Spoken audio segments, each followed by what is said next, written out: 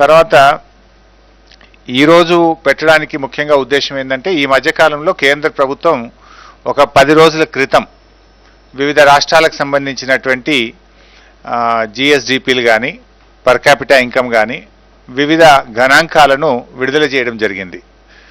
MOSPI, ministry of statistics and programme implementation, MOSPI వారు ఈ మధ్యకాలంలో కేంద్ర ప్రభుత్వ మంత్రిత్వ శాఖ నుంచి ఈ డేటా అంతా కూడా ఒక వారం 10 రోజుల క్రితం పబ్లిక్ డొమైన్లో పెట్టడం జరిగింది.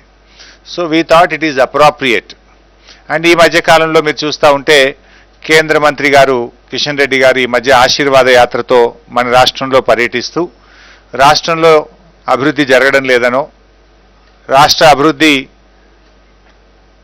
కుంటుబడిపోయిందనో, రకరకాలుగా ఒక బాధ్యతాయుతమైనటువంటి కేంద్ర మంత్రి గారు రాష్ట్రంలో పర్యటించేటప్పుడు వారు మాట్లాడుతున్నటువంటి మాటలు కావచ్చు, రాష్ట్రంలో పిసిసి అధ్యక్షులు మాట్లాడుతున్నటువంటి మాటలు కానీ, అంటే మరి వారు మాట్లాడుతున్నటువంటి మాటలు ఏదైతే ఉందో అది అవగాహన రహిత్యంతోనైనా మాట్లాడాలి, లేదు ఉద్దేశపూర్వకంగా రాజకీయ లబ్ధి కోసం అవాస్తవాలను ప్రజలకు చెప్పేటువంటి ప్రయత్నమైనా అయి ఉండాలి. బట్ ఏది ఏమైనా మరి మేము రాష్ట్ర ప్రజల ముందు వాస్తవాలు పెట్టాల్సినటువంటి బాధ్యత మా మీద ఉంది.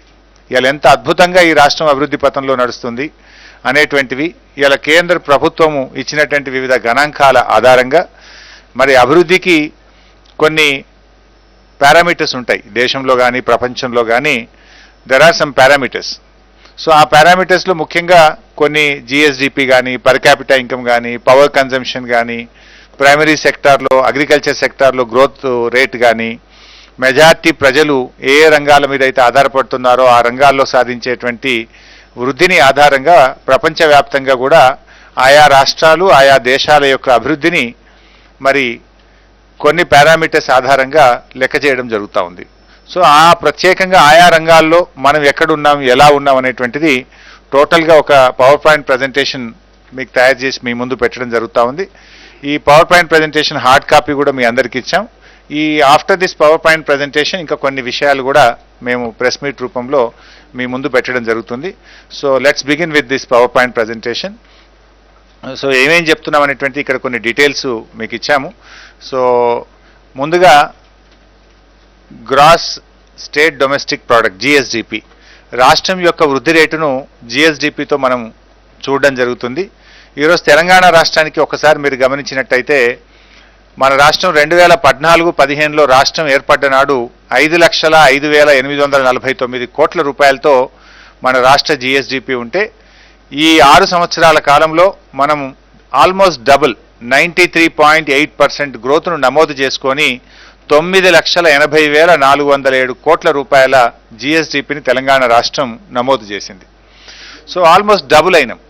మీరు చూసినట్టయితే తెలంగాణ జిఎస్డిపి 93.8% పెరిగితే ఈరోజు భారతదేశం యొక్క జీడిపి కేవలం 58.4% మాత్రమే పెరిగింది. సో దేశం యొక్క గ్రోత్తో కంపేర్ చేసినప్పుడు మన రాష్ట్రం యొక్క growth almost it is double. In fact మన గ్రోత్ను మనం నమోదు చేయడమే కాకుండా దేశం యొక్క జీడిపి పెరగడంలో కూడా తెలంగాణ ఈరోజు దోహదపడతా ఉంది. We are contributing to the nation's growth. This point you should note. అదేవిధంగా ఈరోజు చూస్తే జిఎస్డిపి మిగతా రాష్ట్రాలతో ఇప్పటివరకు దాదాపు 18 రాష్ట్రాల యొక్క డేటా కేంద్ర ప్రభుత్వ వెబ్సైట్లో అందుబాటులో పెట్టినారు. ఇప్పటి వరకు అందుబాటులో ఉన్నటువంటి డేటా ప్రకారంగా మనం చూసినట్టయితే we are the third highest percentage of increase in GSDP value in current prices. అంటే కేవలం ఒక 2 రాష్ట్రాలు మాత్రమే మనకంటే ముందున్నాయి. మనము third highest in the country and first highest in the south India. దక్షిణ భారతదేశంలో మొదటి స్థానంలో ఉన్నాం. మొత్తం భారతదేశంలో చూస్తే 3వ స్థానంలో ఈరోజు జిఎస్డిపి గత 6 సంవత్సరాల యావరేజ్ గ్రోత్లో చూసినప్పుడు 3వ స్థానంలో ఉన్నాం. సో ఇది ఈరోజు కేంద్ర ప్రభుత్వం 58.4%తో ఉంటే మనం 93.8%తో ఉన్నాం. అంటే ఇది రాష్ట్ర ప్రభుత్వ పనితీరు ఇవాళ కేంద్ర ప్రభుత్వ పనితీరు కంటే మెరుగ్గా ఉందనడానికి ఇది మన ముందున్నటువంటి ఒక పారామీటర్. అదేవిధంగా మీరు చూస్తే constant growth year on year మీరు చూస్తూ వెళ్తే 2014-15లో రాష్ట్రం ఏర్పడ్డ నాడు దేశం యొక్క జీడిపిలో మన వాటా 4.6% ఉంటే 15-16కు 4.2గా, 16-17 4.28గా, 17-18లో 4.39గా, 18-19లో 4.55గా, 19-20లో 4.7, 20-21లో 4.97. అంటే it's a constant growth. If you see ఒక సంవత్సరం పెరిగింది, ఒక సంవత్సరం తగ్గింది అని కాకుండా 2014-15 నుంచి 20-21 వరకు దాదాపు 1% దేశం యొక్క జీడిపిలో మనం అదనంగా కాంట్రిబ్యూట్ చేయడం జరిగింది. అంటే ఇది చాలా రిమార్కబుల్ గ్రోత్. నార్మల్గా ఇంత గ్రోత్ ఏ రాష్ట్రం కూడా సాధించలేదు. కానీ వరుసగా గత 6 సంవత్సరాలుగా ఒక కాన్స్టెంట్ గ్రోత్ను తెలంగాణ రాష్ట్రం నమోదు చేయడం జరిగింది. అంటే మనము ఈరోజు మీరు గమనించినట్టయితే 1%, మనం ఆ రోజు రాష్ట్రం ఏర్పడ్డ నాడు భారతదేశం యొక్క జీడిపిలో మన వాటా 4% అయితే ఈరోజు 5% మనం పెరగడం జరిగింది. It's a considerable growth. అదేవిధంగా మీరు ఇంకో విషయం కూడా గమనించాల్సింది, ఇక్కడ మనము దేశం యొక్క జీడిపిలో we are the 6th highest contributor, 6వ అత్యధికంగా దేశానికి ఇస్తున్నాం. ఇన్ఫ్యాక్ట్ మనము చూస్తే ఇక్కడ ఒక ఇంపార్టెంట్ పాయింట్ మీరు అందరూ కూడా గమనించాల్సింది ఏంటంటే, మనము దేశం యొక్క జీడిపిలో 6th హైయెస్ట్ కాంట్రిబ్యూటర్ మనం, కానీ పాపులేషన్లో చూస్తే వీఆర్ 11th హైయెస్ట్. జియోగ్రఫికల్గా 11th హైయెస్ట్, పాపులేషన్లో 12th హైయెస్ట్, కానీ జీడిపి కాంట్రిబ్యూటర్లో మాత్రం 6th హైయెస్ట్. అంటే మనకంటే అనేక రాష్ట్రాలు జియోగ్రఫికల్గా పెద్దవి ఉన్నవి, పాపులేషన్ పరంగా పెద్దగా ఉన్నాయి, కానీ జీడిపిలో మాత్రం వారందరికంటే కూడా మనము 6th హైయెస్ట్ కాంట్రిబ్యూటర్గా మనం ఈరోజు దేశంలో మనం నమోదు చేయడం జరుగుతూ ఉంది. ఇది తెలంగాణ రాష్ట్రం సాధించినటువంటి విజయాల్లో ఇది ఒక అత్యంత ముఖ్యమైనటువంటిది. మీరు ఒకసారి గ్రాఫ్ కూడా చూసినట్టయితే ప్రతి సంవత్సరం కూడా మీరు చూడండి, రాష్ట్రం ఏర్పడ్డప్పుడు మన if you see that blue line is Telangana, blue line is India, green line is Telangana. So రాష్ట్రం ఏర్పడ్డప్పుడు డిఫరెన్స్ 1% ఉండేది, యాక్చువల్గా 11%, 12%. కానీ మీరు 2021కు చూస్తే డిఫరెన్స్ ఆల్మోస్ట్ 5.4 డిఫరెన్స్. అంటే ఎవ్రీ ఇయర్ ఆన్ ఇయర్ మీరు చూస్తూ వెళ్తే ఏ ఆర్థిక సంవత్సరంలోనైనా 2014-15 నుంచి 20-21 వరకు దేశం యొక్క వృద్ధి రేటుకు తెలంగాణ రాష్ట్ర వృద్ధి రేటు చూసినట్టయితే ఇయర్ ఆన్ ఇయర్ పెరుగుతూ వచ్చింది మనకు. ఇప్పుడు ఆ రోజు చూడండి, మీరు 2014-15లో 11-12గా ఉన్నది, 15-16కు వెళ్ళినప్పుడు అది 10.5, 14.2, then 11.8 and 13.9, then in the years 17-18 11.1, 13.9, 18-19 highest gap 10.5 and 14.7, followed by 7.8, 11.3. Even in the year of corona లాంటి క్లిష్టమైనటువంటి స్థితుల్లో కూడా తెలంగాణ రాష్ట్రం పాజిటివ్ గ్రోత్ను నమోదు చేసింది, +2.4. వేరాస్ గవర్నమెంట్ ఆఫ్ ఇండియాది మీరు చూస్తే అవర్ జీడిపి వాజ్ -3. అంటే క్లిష్ట సమయంలో కూడా మనం ఒక పాజిటివ్ వృద్ధి రేటును సాధించినటువంటి రాష్ట్రం ఇవాళ తెలంగాణ రాష్ట్రం. సో అట్లా మీరు చూసినట్టయితే మొత్తంగా తెలంగాణ రాష్ట్రం గత 6 సంవత్సరాల్లో చూస్తే 11.7 యావరేజ్ యాన్యువల్ గ్రోత్ రేట్ను జిఎస్డిపిలో మనం సాధించాం. గత 6 సంవత్సరాల్లో వరుసగా చూస్తే 11.7 వృద్ధి రేట్ను మనం సాధించాం. వేరేస్ కంట్రీది చూసినప్పుడు అది 8.1 వృద్ధి రేటు ఉంది. సో దీన్ని బట్టి మనం కంపేర్ చేస్తే గత 6 సంవత్సరాల్లో 3.7% అదనపు వృద్ధి రేటును ఇవాళ జిఎస్డిపి జీడిపిలో మన రాష్ట్రం సాధించింది అనేటువంటిది ఇవాళ గర్వంగా మనందరం చెప్పుకోవాల్సినటువంటి అంశం. అంటే ఇది గౌరవ ముఖ్యమంత్రి గారు ఒక ప్రణాళికాబద్ధంగా ఇవాళ వారు అవలంబించేటువంటి విధానాల వల్ల ఇవాళ ఇంత అద్భుతమైనటువంటి వృద్ధి రేటును ఇవాళ తెలంగాణ రాష్ట్రం సాధించింది. అంటే ఇది ఇవాళ ఈ ప్రభుత్వం యొక్క పనితీరుకు, గౌరవ ముఖ్యమంత్రి గారి పనితీరుకు ఇవాళ దేశం మొత్తం కూడా గమనిస్తూ ఉంది. ఇవాళ మొత్తం ఈ డేటా అంతా కూడా అవైలబుల్ ఉంది. అంటే ఈ ప్రభుత్వ విధానాలు కరెక్ట్గా ఉన్నాయి కనుకనే ఇవాళ తెలంగాణ ఇంత మంచి వృద్ధి రేటును సాధించగలుగుతూ ఉంది. మీరు చూడండి, ఇది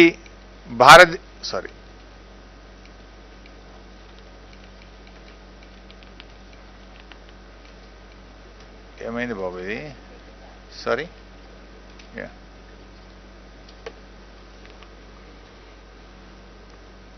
రైట్. ఈరోజు బంగ్లాదేశ్తో కంపేర్ చేస్తే భారతదేశం యొక్క ఆర్థిక పరిస్థితి బంగ్లాదేశ్ కంటే కూడా తక్కువగా ఉంది. మీరు ఒకసారి గమనించండి, బ్లూ లైన్ ఇండియా 2014-15 నుంచి భారతదేశం యొక్క ఆర్థిక పరిస్థితి తగ్గుతూ వచ్చింది, బంగ్లాదేశ్ యొక్క ఆర్థిక పరిస్థితి పెరుగుతూ పోయింది. అంటే ఇలా కిషన్ రెడ్డి గారు, ఇవాళ కేంద్ర ప్రభుత్వానికి చెందిన పెద్దలు చాలామంది మాట్లాడుతున్నారు, మేము ఇంత వృద్ధిని సాధించినాము, అంత అభివృద్ధిని సాధించినాం. అయ్యా, మీరు సాధించింది ఏంటంటే భారతదేశం యొక్క ఆర్థిక పరిస్థితి బంగ్లాదేశ్ కంటే కూడా పడిపోయింది, బంగ్లాదేశ్ కంటే కూడా తగ్గిపోయింది. ఇగో ఇది మీరు సాధించినటువంటి పరిస్థితి. మీరు ఒకసారి దాన్ని కంపేర్ చేసి చూస్తే బంగ్లాదేశ్కి సంబంధించి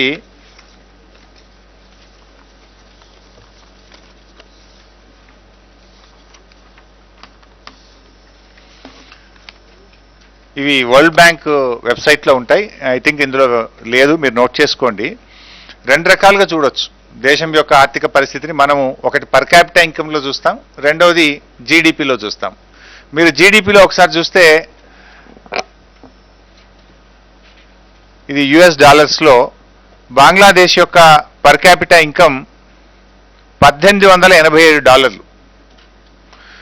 ఇండియా యొక్క పర్ క్యాపిటా ఇన్కమ్ $1877. అంటే ఆల్మోస్ట్ ఒక $10 1877. The difference is $10. సో భారతదేశం కంటే బంగ్లాదేశ్ యొక్క పర్ క్యాపిటా ఇన్కమ్ ప్రతి మనిషిది ఒక $10 ఎక్కువగా ఉంది. అదేవిధంగా గ్రోత్ రేట్ కూడా చూస్తే 1920ది మనకు వరల్డ్ బ్యాంక్ డేటా వెబ్సైట్లో అవైలబుల్ ఉంది ఫర్ ద ఇయర్ 1920. దాని ప్రకారంగా చూస్తే బంగ్లాదేశ్ది +8.1%. their growth rate is +8.1%, whereas our country growth rate is +2.5%. Almost 5.5% ఈరోజు ఎక్కువగా ఉంది, 5.6% ఎక్కువగా ఉంది. అంటే ఇంత పెద్ద దేశం, మరి ఇవాళ మీరు ఇంత మేము అభివృద్ధి చేసినాము, మేము ఈ దేశాన్ని ఇంత గొప్పగా నడిపించినామని చెప్పినారు. మీరు నడిపించినటువంటి గొప్పదనం ఏంటంటే బంగ్లాదేశ్ కంటే భారతదేశం యొక్క ఆర్థిక పరిస్థితి బలహీనపడ్డది. అది పర్ క్యాపిటా ఇన్కంలో కావచ్చు, జీడిపిలో కావచ్చు, రెండిట్లో కూడా ఈరోజు మనం బలహీనపడ్డటువంటి పరిస్థితి. ఈ సదరన్ స్టేట్స్తో కంపేర్ చేసినాం. తెలంగాణ రాష్ట్రం మన దక్షిణ భారతదేశంలో జిఎస్డిపి వృద్ధి రేట్లో వీఆర్ నంబర్ 1. గత 6 సంవత్సరాల్లో మీరు గమనిస్తే ఆంధ్రప్రదేశ్, కర్ణాటక, కేరళ, తమిళనాడు, తెలంగాణ ఈ 5 రాష్ట్రాలు మనం కంపేర్ చేసుకున్నప్పుడు గత 6 సంవత్సరాల్లో అండ్ యావరేజ్ మనం చూసుకుంటే we have achieved around 11.7%. whereas if you look at Andhra Pradesh is with 11.2, Karnataka 10.6, Kerala 10.8, Tamil Nadu 10.1%. Almost మనము 11.7% తోని మన నంబర్ 1 స్థానంలో ఈరోజు గత 6 సంవత్సరాల వృద్ధి రేటు, యావరేజ్ వృద్ధి రేటును చూసుకున్నప్పుడు తెలంగాణ మొదటి స్థానంలో నిలిచింది.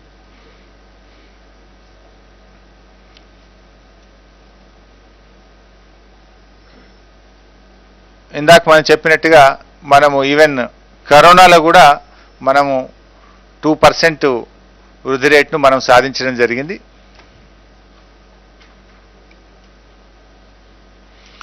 Then we are going to the next point, per capita income.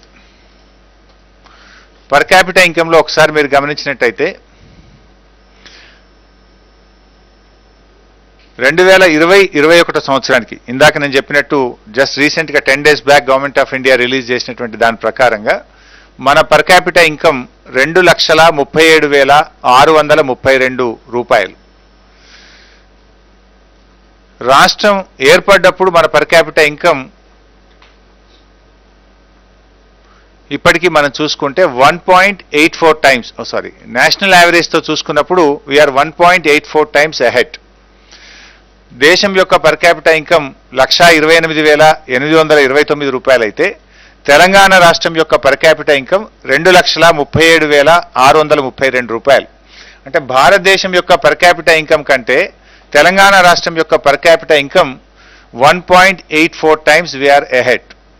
And we are the third largest state, third highest per capita income ఉన్నటువంటి రాష్ట్రం ఈరోజు తెలంగాణ రాష్ట్రం. అండ్ గత 7 సంవత్సరాలు మీరు చూసుకుంటే వరుసగా ఒక్కొక్క సంవత్సరం ఒక్కొక్క రాష్ట్రాన్ని మనం ఓవర్టేక్ చేసినాం.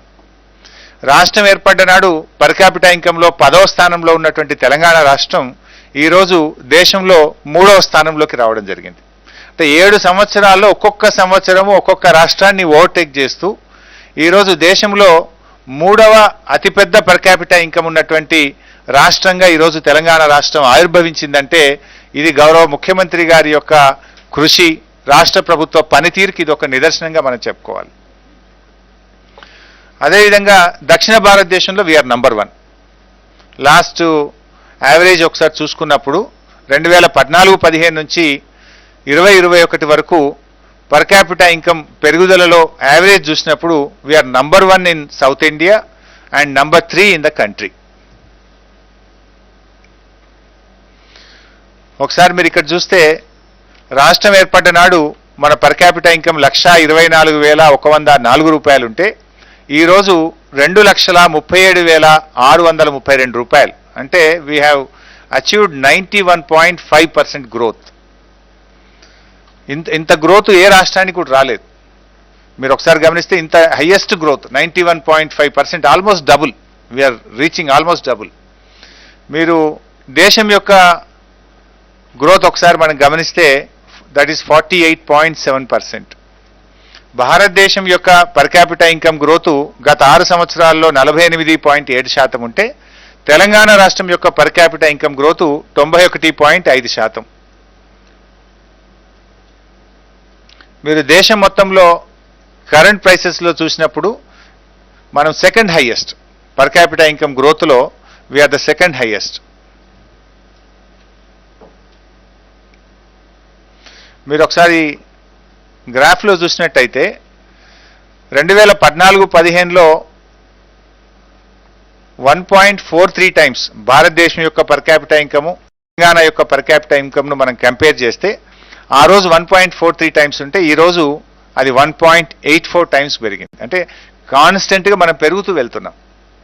ఆ రోజు 86,647 రూపాయలు దేశం యొక్క పర్ క్యాపిటా ఇన్కమ్, రాష్ట్రం యొక్క పర్ క్యాపిటా ఇన్కమ్ 1,24,104 రూపాయలు. బట్ టుడే దేశం యొక్క పర్ క్యాపిటా ఇన్కమ్ 128,829 రూపాయలు అయితే మన రాష్ట్రం యొక్క పర్ క్యాపిటా ఇన్కమ్ 2,37,632 రూపాయలు.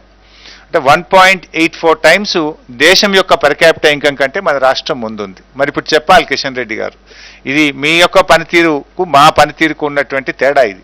ఇప్పుడు ఎవరి పనితీరు ఏందనేది ప్రజల ముందు ఉంది కదా. ఈ రకంగా ఈరోజు పర్ క్యాపిటా ఇన్కంలో కూడా మన రాష్ట్రం చాలా బాగా పనిచేస్తూ ఈరోజు ముందుకు పోతా ఉంది. ఇది ఒట్టిగా రాలే. గత కొంతకాలంగా గౌరవ ముఖ్యమంత్రి గారు అవలంబించిన విధానాలు ఇవాళ మనము ఇండస్ట్రీ సెక్టార్లో కానీ, ఐటీ సెక్టార్లో కానీ, అగ్రికల్చర్ సెక్టార్లో కానీ, అగ్రికల్చర్ ఎలైడ్ సెక్టార్స్లో కానీ రాష్ట్ర ప్రభుత్వం అవలంబించినటువంటి విధానాల వల్ల ఈ రాష్ట్రం యొక్క సంపద పెరిగింది, రాష్ట్ర ప్రజల యొక్క ఇన్కమ్ పెరిగింది. ఈ రెండు కూడా పెరిగినాయి. రాష్ట్ర సంపద, ప్రజల యొక్క ఇన్కమ్, ఈ రెండు పెరగడానికి ప్రభుత్వం అవలంబించినటువంటి విధానాల వల్ల ఇంత మంచి ఇలా గణనీయమైనటువంటి పురోగతిని మన రాష్ట్రం సాధిస్తూ ఉంది. మీరు ఒకసారి గమనిస్తే per capita income 2021 at current prices Telangana versus other states. మన ఎల్లో లైన్లో ఉన్నటువంటిది, మిడిల్లో ఉన్నటువంటిది కంట్రీ యొక్క పర్ క్యాపిటా ఇన్కమ్ 1,28,829. వేరాజ్ మీరు తెలంగాణ చూస్తే గ్రీన్ లైన్లో ఉంది, మనము థర్డ్ హైయెస్ట్ 2,37,632 రూపాయలతో ఉన్నాం. మన పైన రెండే రాష్ట్రాలు ఉన్నాయి, ఒకటి హర్యానా, రెండవది సిక్కిం.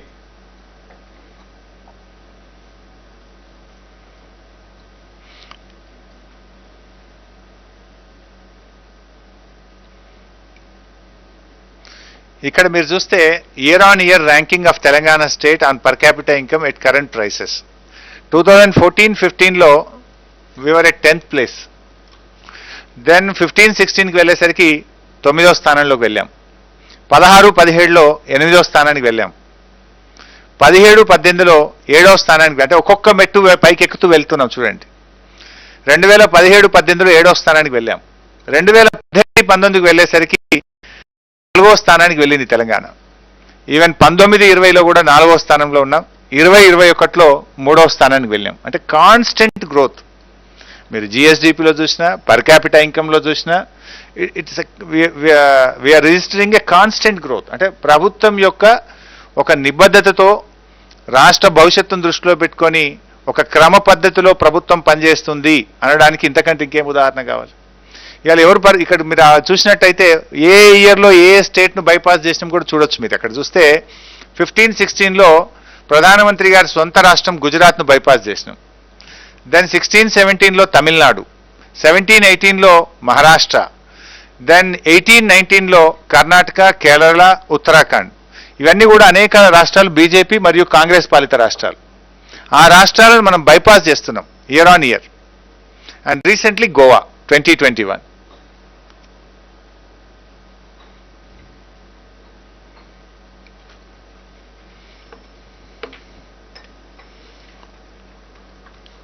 ఈ గ్రాఫ్ను మీరు ఒకసారి గమనిస్తే పర్ క్యాపిటల్ ఇన్కంలో తెలంగాణ వర్సెస్ ఇండియా, అంటే దేశం యొక్క పర్ క్యాపిటల్ ఇన్కమ్ ఏ ఇయర్ ఎంతెంత పెరుగుతూ పోయింది, మన రాష్ట్రంది ఎలా ఉంది అనేటువంటిది ఆ గ్రోత్ రేట్ని ఇండికేట్ చేసేటువంటి గ్రాఫ్ మీరు చూడండి. మరి మొట్టమొదటి సంవత్సరం రాష్ట్రం ఏర్పడ్డప్పుడు 1.1% డిఫరెన్స్ ఉండేది పర్ క్యాపిటల్ ఇన్కంలో, 9.5 and 10.6. But if you see today almost 5.8 difference ఉంది. 5.8 డిఫరెన్స్ అంటే మనం కన్సిడరబుల్గా రాష్ట్రం మరి ఈరోజు ముందుకు పోతా ఉంది అనడానికి ఇది ఒక మంచి ఉదాహరణ. మనం మొత్తంగా గత 6 సంవత్సరాల్లో చూస్తే పర్ క్యాపిటల్ ఇన్కంలో మనము 11.5% యావరేజ్ యాన్యువల్ గ్రోత్ రేట్ను మనం నమోదు చేసుకున్నాం. భారతదేశం యొక్క యావరేజ్ యాన్యువల్ గ్రోత్ రేట్ చూస్తే 4%. సో దీన్ని బట్టి మీరు 7% is the country AAGR, whereas Telangana it is 11.5%. So మొత్తంగా మీరు చూసినట్టయితే ఈరోజు మనము మన పర్ క్యాపిటల్ ఇన్కంలో almost 4.6% we are more than the country's growth rate. అదేవిధంగా దేశం మొత్తంలో కూడా చూస్తే ఈ యావరేజ్ యాన్యువల్ గ్రోత్ రేట్లో వీఆర్ స్టాండింగ్ ఎట్ నంబర్ 2.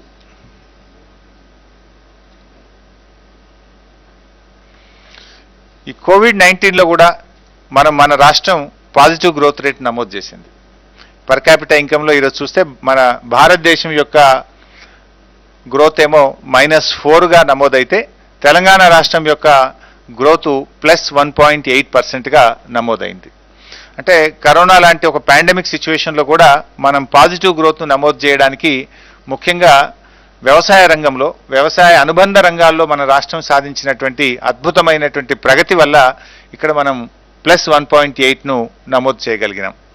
ముఖ్యంగా గౌరవ ముఖ్యమంత్రి గారు చేపట్టిన అనేక కార్యక్రమాలు లైక్ మిషన్ కాకతీయ కానీ, కాళేశ్వరం ప్రాజెక్ట్ కానీ, రైతులకు 24 గంటల ఉచిత కరెంటు వల్ల కానీ, అదేవిధంగా రైతు బంధు, రైతు బీమా పథకం వల్ల కానీ, గొర్రెల పంపిణీ కార్యక్రమం కానీ, డైరీ సెక్టార్లో ప్రభుత్వం చూపెట్టినటువంటి ప్రత్యేకమైన శ్రద్ధ వల్ల మనము ఒక పాండమిక్ సిచ్యువేషన్లో కూడా పాజిటివ్ గ్రోత్ను తెలంగాణ రాష్ట్రం నమోదు చేయగలిగింది. దేశంలో అనేక రాష్ట్రాలు మైనస్లో ఉన్నాయి. ఓవరాల్గా కంట్రీది కూడా చూసినప్పుడు -4గా ఉంది, వేరస్ తెలంగాణ ఇస్ +1.4. ఇది 1920 and 2021 పర్ క్యాపిటల్ ఇన్కమ్ది కంట్రీ వైజ్ మొత్తం ఇన్ఫర్మేషన్ కూడా ఈ ఇండియా మ్యాప్లో కూడా ఒకసారి పొందుపరచడం జరిగింది. మీరు దీంట్లో కూడా ఒకసారి గమనించవచ్చు. మనము తెలంగాణ లాస్ట్ ఇయర్కు ఈ ఇయర్కు ఎలా పెరిగింది, 2.33 నుంచి 2.38 మనం పెరిగాం. ఇది ఓవరాల్గా మొత్తం దేశం యొక్క అందుబాటులో ఉన్నటువంటి పర్ క్యాపిటల్ ఇన్కమ్ రాష్ట్రాల యొక్క డీటెయిల్స్. ఇక్కడ కూడా చూస్తే దక్షిణ భారతదేశంలో అగైన్ మనము వీఆర్ నంబర్ 1. ఇందాక మీరు చూసినప్పుడు జిఎస్డిపిలో దక్షిణ భారతదేశం యొక్క యావరేజ్లో మనం నంబర్ 1లో ఉన్నాం. ఇప్పుడు పర్ క్యాపిటల్ ఇన్కంలో కూడా మీరు చూసినట్టయితే రాష్ట్రం ఏర్పడినప్పటి నుంచి ఇప్పటి వరకు 11.5% యావరేజ్ గ్రోత్తో దక్షిణ భారతదేశంలో తెలంగాణ మొదటి స్థానంలో ఉంది. అంటే మీరు గమనించాల్సింది ఏంటంటే జిఎస్డిపి గ్రోత్ రేట్లో దేశంలో దక్షిణ భారతదేశంలో we are number 1. Per capital income యొక్క యావరేజ్లో కూడా తెలంగాణ రాష్ట్రం నంబర్ 1 స్థానంలో ఉంది. Last 6 years average of GSDP and per capital income Telangana stood number 1 in south India.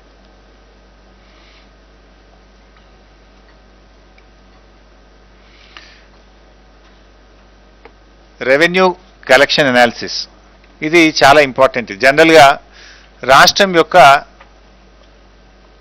Own revenue, మన రాష్ట్రం యొక్క SOTR state own tax revenue, general ప్రధానమంత్రి గారు కూడా అనేక దాంట్లో చెప్తా ఉంటారు. రాష్ట్రాలు స్వయం సమృద్ధిని సాధించాలి, రాష్ట్రాలు తమ ఆర్థిక వనరుల మీద దృష్టి పెట్టాలి, రాష్ట్రాలు ఆర్థికంగా బలోపేతం కావాలి అని ప్రధానమంత్రి గారు అనేక మీటింగ్లలో, జనరల్గా నీతి ఆయోగ్ మీటింగ్స్లో కూడా వారు గట్టిగా ప్రస్తావిస్తూ ఉంటారు. మీరు ఒకసారి చూస్తే ఇక్కడ we are number 1 in the country. State own tax revenue 2014-15లో మీరు చూస్తే 35,146 కోట్లు ఉండేది. బట్ ఈరోజు 66,648 కోట్లు మనం అంచనా వేసుకున్నాం. 19-20 అయితే మీకు పక్కాగా 67,597 కోట్లు. బట్ ప్రొవిజనల్గా 2021కు 66,648 కోట్లుగా మనం తెలపడం జరుగుతూ ఉంది. సో మీరు ఇక్కడ చూస్తే 90% గ్రోత్, మీరు తెలంగాణది మీరు గమనిస్తే ఆల్మోస్ట్ 90% గ్రోత్ మనం అచీవ్ చేసినాం from the year 2014-15 to the year 2021. ఈ యావరేజ్ లెక్క తీస్తే గత 6 సంవత్సరాల్లో మన average annual growth rate state own tax revenue చూసినప్పుడు ఇట్ ఈస్ 11.52%. దేశంలోని మిగతా అన్ని రాష్ట్రాలతో కంపేర్ చేస్తే వీఆర్ నంబర్ 1. ఎస్ఓటిఆర్లో రాష్ట్రం యొక్క గత 6 సంవత్సరాల ఏఏజిఆర్లో we are number 1 in the country. మన తర్వాత మీరు చూస్తే ఒరిస్సా ఉంది 9.74తోని. ఈవెన్ గ్యాప్ కూడా చాలా ఎక్కువగా ఉంటుంది. మీరు చూస్తే ఆల్మోస్ట్ 1.78% గ్యాప్ ఉంది. సెకండ్ ప్లేస్లో కూడా నియర్ బై కూడా లేరు మనకు. ఈవెన్ మీరు సెకండ్ ప్లేస్లో ఉన్న ఒరిస్సా కూడా 1.78% గ్యాప్తో ఉంది. అంటే ఇంత అద్భుతమైనటువంటి వృద్ధి మనం ఇవాళ సాధించినామంటే రాష్ట్ర ప్రభుత్వం యొక్క విధానాలు, అంటే మన ట్యాక్స్ కలెక్షన్స్లో కానీ, మన పనితీరులో కానీ, మన ప్రభుత్వం అవలంబించినటువంటి విధానాల వల్ల. ఇవాళ కొంతమంది మాట్లాడుతున్నారు, మీరు అనేక సంక్షేమ కార్యక్రమాలు చేపట్టినారు, ప్రభుత్వం పంచుతూ పోతుంది, ప్రభుత్వ ఆదాయం ఎలా పెరుగుతుంది అంటే ఇది చూడండి. అంటే మన ప్రభుత్వం యొక్క ఆర్థిక విధానము ఎఫెక్టివ్గా ఉందనడానికి ఇది ఒక నిదర్శనం. ఒకవైపు మనము ప్రాజెక్టులు కట్టి ఉత్పత్తిని పెంచినాం, ఇంకొక వైపు గొర్రెలు పంచినాం, తద్వారా ఉత్పత్తి పెరిగింది. అందువల్ల మీరు ఈ యొక్క గ్రోత్ను మనం సాధించగలుగుతా ఉన్నాం. చూస్తే మీరు ఒరిస్సా 9.74, జార్ఖండ్ 8.9, ఉత్తరప్రదేశ్ 8.6, ఆంధ్రప్రదేశ్ 8.38, దెన్ రాజస్థాన్ 7.79. సో అట్లా మీరు బెంగాల్ కూడా సేమ్ ఉన్నట్టుంది 7.49. సో గత 6 సంవత్సరాల్లో పబ్లిక్ డొమైన్లో అందుబాటులో ఉన్న అన్ని రాష్ట్రాల వివరాలు చూసుకున్నప్పుడు వీఆర్ నంబర్ 1 11.52తోని మొదటి స్థానంలో ఈరోజు మన ఎస్ఓటిఆర్ ట్యాక్స్ కలెక్షన్స్లో కూడా రాష్ట్రం ముందు స్థానంలో ఉంది. Gujarat is the last. हमारे एमपी साहब बोल रहे गुजरात लास्ट में है.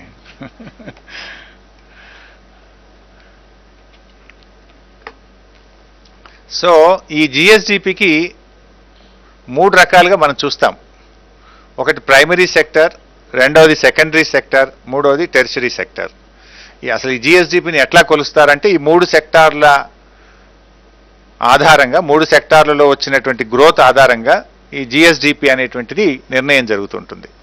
సో ఇందులో ముఖ్యంగా ప్రైమరీ సెక్టార్లో మీరు ఒకసారి గమనిస్తే ఇందులో మనం జనరల్గా చూసేది agriculture and allied activity like live stock, fishing, ఒక మైనింగ్ కూడా దీంట్లో వస్తుంది. మెయిన్గా అగ్రికల్చర్ అండ్ అలైడ్ యాక్టివిటీ. మీరు ఇందులో చూస్తే రిమార్కబుల్ ప్రోగ్రెస్.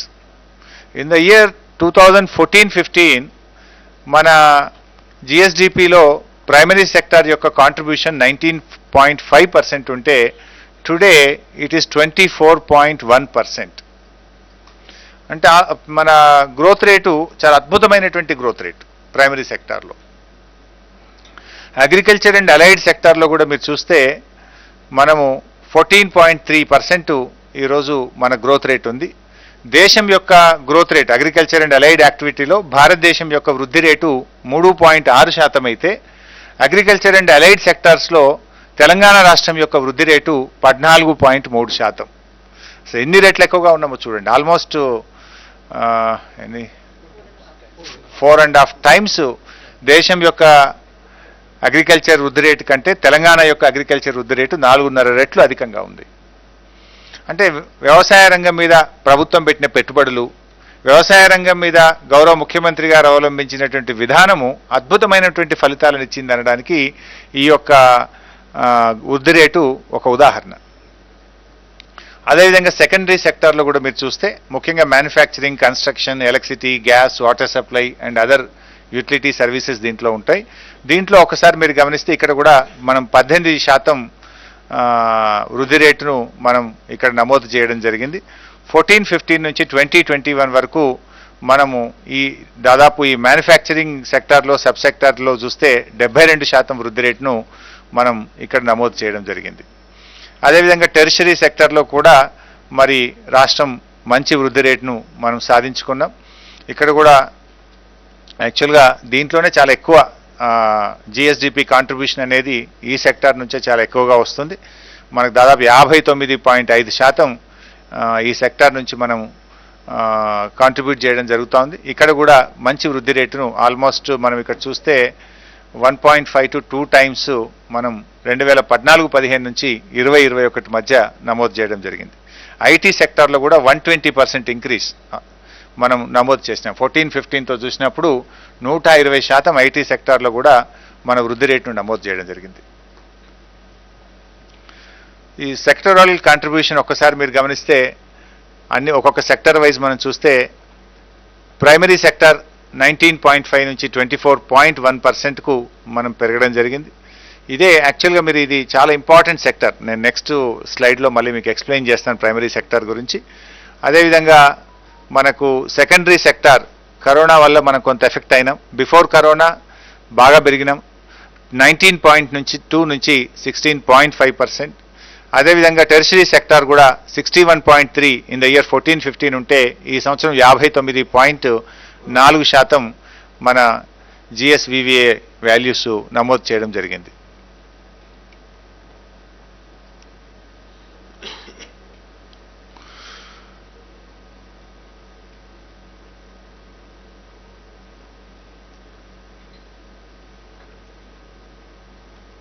మీరు ఇక్కడ గమనించినట్టయితే ప్రైమరీ అండ్ టెరిషరీ సెక్టర్స్లో మరి మనం చాలా బాగా దేశంతో కంపేర్ చేసుకున్నప్పుడు రెండిట్లో కూడా మనం మెరుగ్గా ఉన్నాం.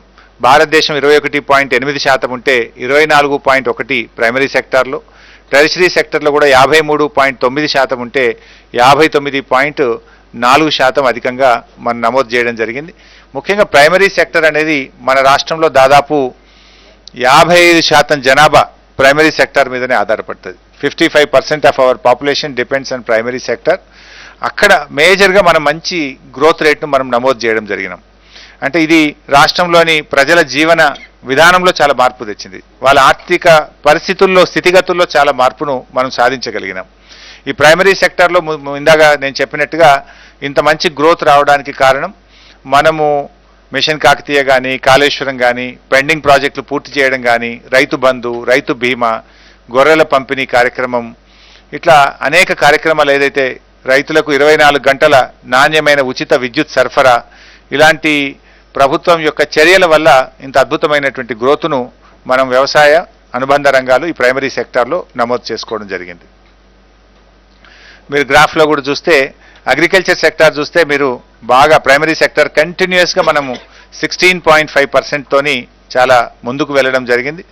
మిగతా రెండు సెక్టార్లు కోవిడ్ వల్ల కొంత తగ్గిన, అగ్రికల్చర్ సెక్టార్ మాత్రం ముఖ్యంగా primary sector and agriculture and allied sector మాత్రం కంటిన్యూస్గా ఇంత కోవిడ్ లాంటి సిచ్యువేషన్లో కూడా 16.5% గ్రోత్ మనం నమోదు చేసుకోవడం జరిగింది. అంటే మీరు కంపేర్ చేస్తే అగ్రికల్చర్ సెక్టార్ను ప్రైమరీ సెక్టార్లో 14-15లో 2% గ్రోత్తో ఉండే, టుడే ఇట్ ఈస్ 16.5%.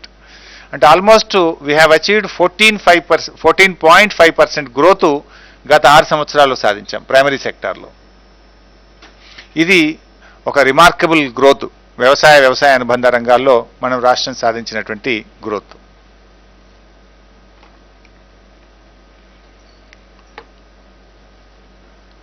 ఇక్కడ కూడా మీరు ఒకసారి గమనిస్తే ఈ ప్రైమరీ సెక్టార్లో దక్షిణ భారతదేశంతో మొత్తం దేశం యొక్క గ్రోత్తో ఒకసారి కంపేర్ చేసుకున్నట్టయితే మనము దక్షిణ భారతదేశంలో నంబర్ 1. లాస్ట్ 6 yearsలో ప్రైమరీ సెక్టార్లో మన గ్రోత్ను కంపేర్ చేస్తే we are number 1 in the south India. And కంట్రీతో కంపేర్ చేస్తే వీఆర్ ఆల్మోస్ట్ డబుల్.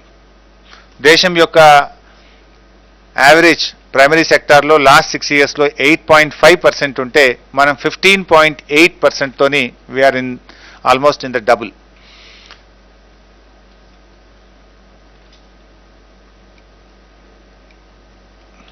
ఇది అగైన్ అగ్రికల్చర్ అండ్ అలైడ్ సెక్టార్లో మళ్ళీ sub sector of primary sector. మీరు ఇక్కడ కూడా మీరు గమనిస్తే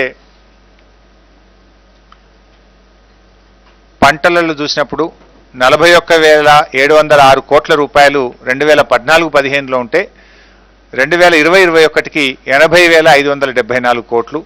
లైవ్ స్టాక్లో చూస్తే 29,282 కోట్ల నుంచి 94,211 కోట్లకు మనం లైవ్ స్టాక్లో పెరిగినాం. అగ్రికల్చర్ సెక్టార్లో 95% పెరిగినాము. లైవ్ స్టాక్లో అయితే ఆల్మోస్ట్ 3 times గ్రోత్ ఉంది.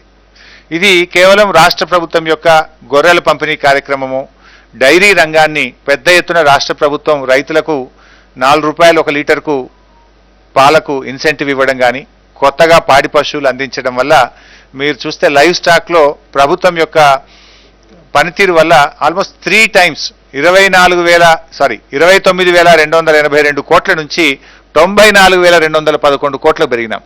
కొంతమంది మాట్లాడినారు రాజకీయంగా, గొర్రెలు పంచుతున్నారు ఏమొస్తుంది, లేదా బర్రెలు పంచుతున్నారు ఏమొస్తుంది, పాడి రైతులకు ఇన్సెంటివ్ ఇస్తున్నారు ఏమొస్తుంది అంటే మీరు ఒక్కసారి గమనిస్తే ఎంత అద్భుతంగా ఈరోజు రాష్ట్ర జిఎస్డిపిని పెరగడంలో, ప్రజల ఆదాయాల్ని పెంచడంలో మన ప్రభుత్వము, మన ముఖ్యమంత్రి గారు తీసుకున్న నిర్ణయంలో ఎంత అద్భుతమైనటువంటి ప్రగతిని మనం సాధించామనడానికి ఈ కేంద్ర ప్రభుత్వం ఇచ్చినటువంటి లెక్కలే ఇలా ఆధారం. ఫిషింగ్, ఆక్వాలో కూడా మనం చూసినట్టయితే దాంట్లో కూడా 2,670 కోట్ల నుంచి మనం 5,254 కోట్లు, ఆల్మోస్ట్ డబుల్ ఫిషింగ్ సెక్టార్లో కూడా పెరగడం జరిగింది. మన ప్రభుత్వం కట్టినటువంటి కొత్త రిజర్వాయర్లు కానీ, మిషన్ కాకతీయలో చెరువుల పునరుద్ధరణ వల్ల కానీ, ప్రభుత్వం మత్స్యకారులకు ఉచితంగా చేప పిల్లలు ఇవ్వడం వల్ల కానీ కూడా ఆల్మోస్ట్ 7 సంవత్సరాల్లోనే రెట్టింపు ఫలితాలను రాష్ట్ర ప్రభుత్వం సాధించింది. ఇది మరొక అద్భుతమైనటువంటి ప్రగతి. రాష్ట్రంలో ప్రధానంగా పండే పంటలు 3 పంటలు: వరి, పత్తి, కంది పంట. ఈ 3 పంటలు మీరు చూసినట్టయితే మీరు 2014-15 రాష్ట్రం ఏర్పడ్డ నాడు రాష్ట్రంలో పండినటువంటి వరి ధాన్యం యొక్క విలువ 9,528 కోట్లు. వేరాజ్ లాస్ట్ ఇయర్ 47,440 కోట్ల రూపాయల వరి ధాన్యం పండింది. Almost 5 times the value, 500 times. అదేవిధంగా కాటన్ కూడా మీరు చూస్తే 530 కోట్ల రూపాయల నుంచి మరి 7,549 కోట్ల రూపాయల నుంచి 19,025 కోట్ల రూపాయలకు మరి కాటన్ ఉత్పత్తిలో మన రాష్ట్రం పెరగడం జరిగింది. రెడ్ గ్రామ్లో 530 కోట్ల నుంచి 3,808 కోట్ల రూపాయలకు పెరగడం జరిగింది.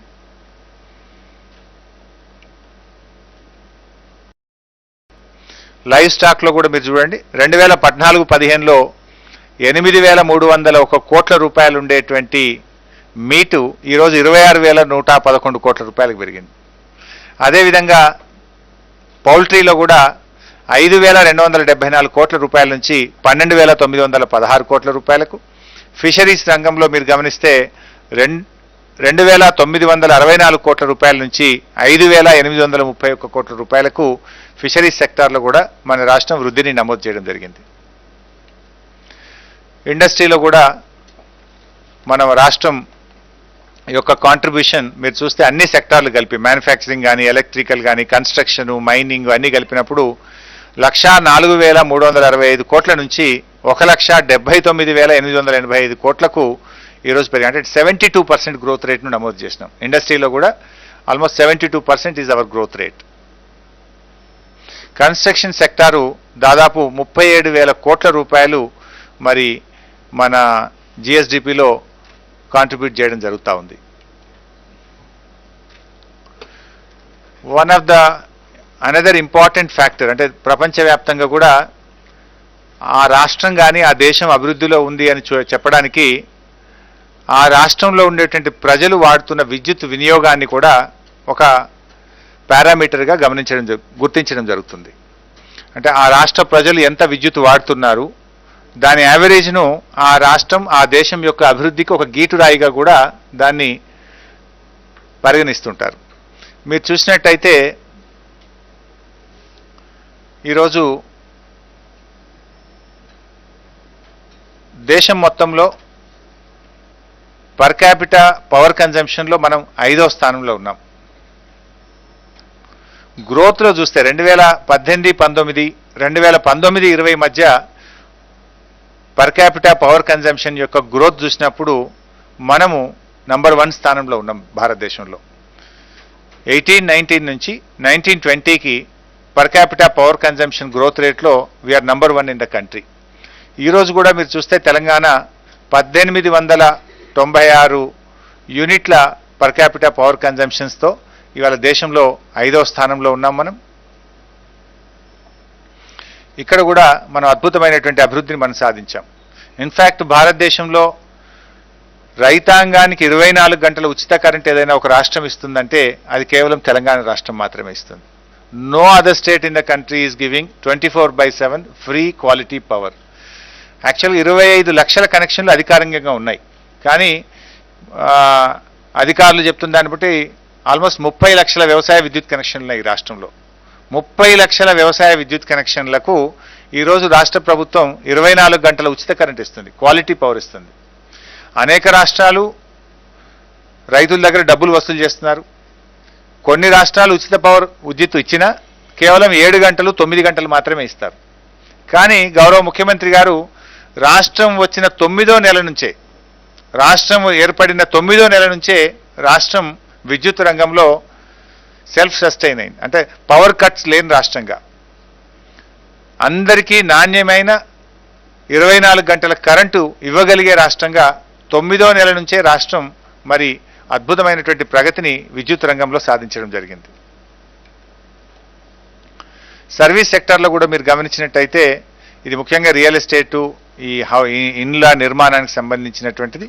ఇక్కడ కూడా మంచి వృద్ధిని 2014-15 నుంచి 2021 మధ్య మీరు గమనిస్తే 2,86,11 కోట్ల రూపాయల నుంచి 5,33,230 కోట్లకు మరి almost double 1.5 to 2 times service సెక్టార్లో కూడా మన వృద్ధి రేటును నమోదు చేయడం జరిగింది.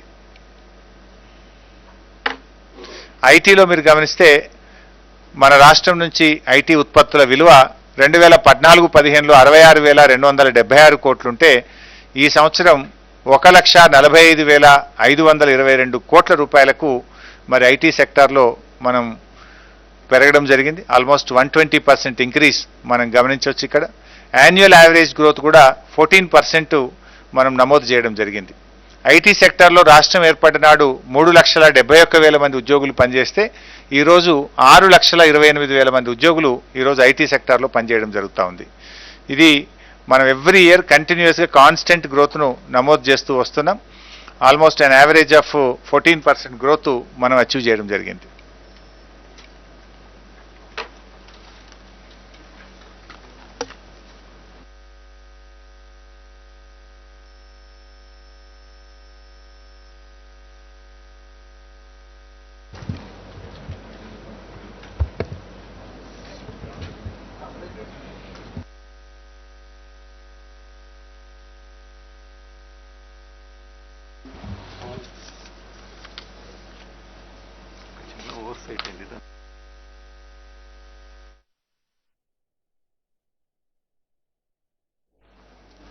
పర్ క్యాపిటల్ ఇన్కమ్లో ఇందాక ఒక చిన్నది మా ప్రజెంటేషన్లో ఒక చిన్న మిస్టేక్ మా ఫైనాన్స్ సెక్రటరీ గారు గమనించారు. మా టైపోగ్రాఫికల్ ఎర్రర్ అయినట్టుంది.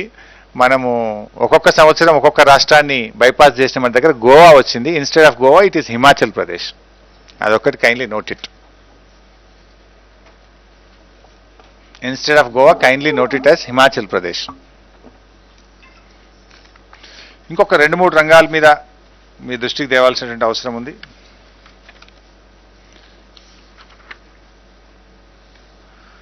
ఇవాళ స్టేట్ ఓన్ ట్యాక్స్ రెవెన్యూ మీద మీరు ఒకసారి గమనిస్తే, ఈ షీట్ కూడా మీకు ఇచ్చినట్టు అందరికీ.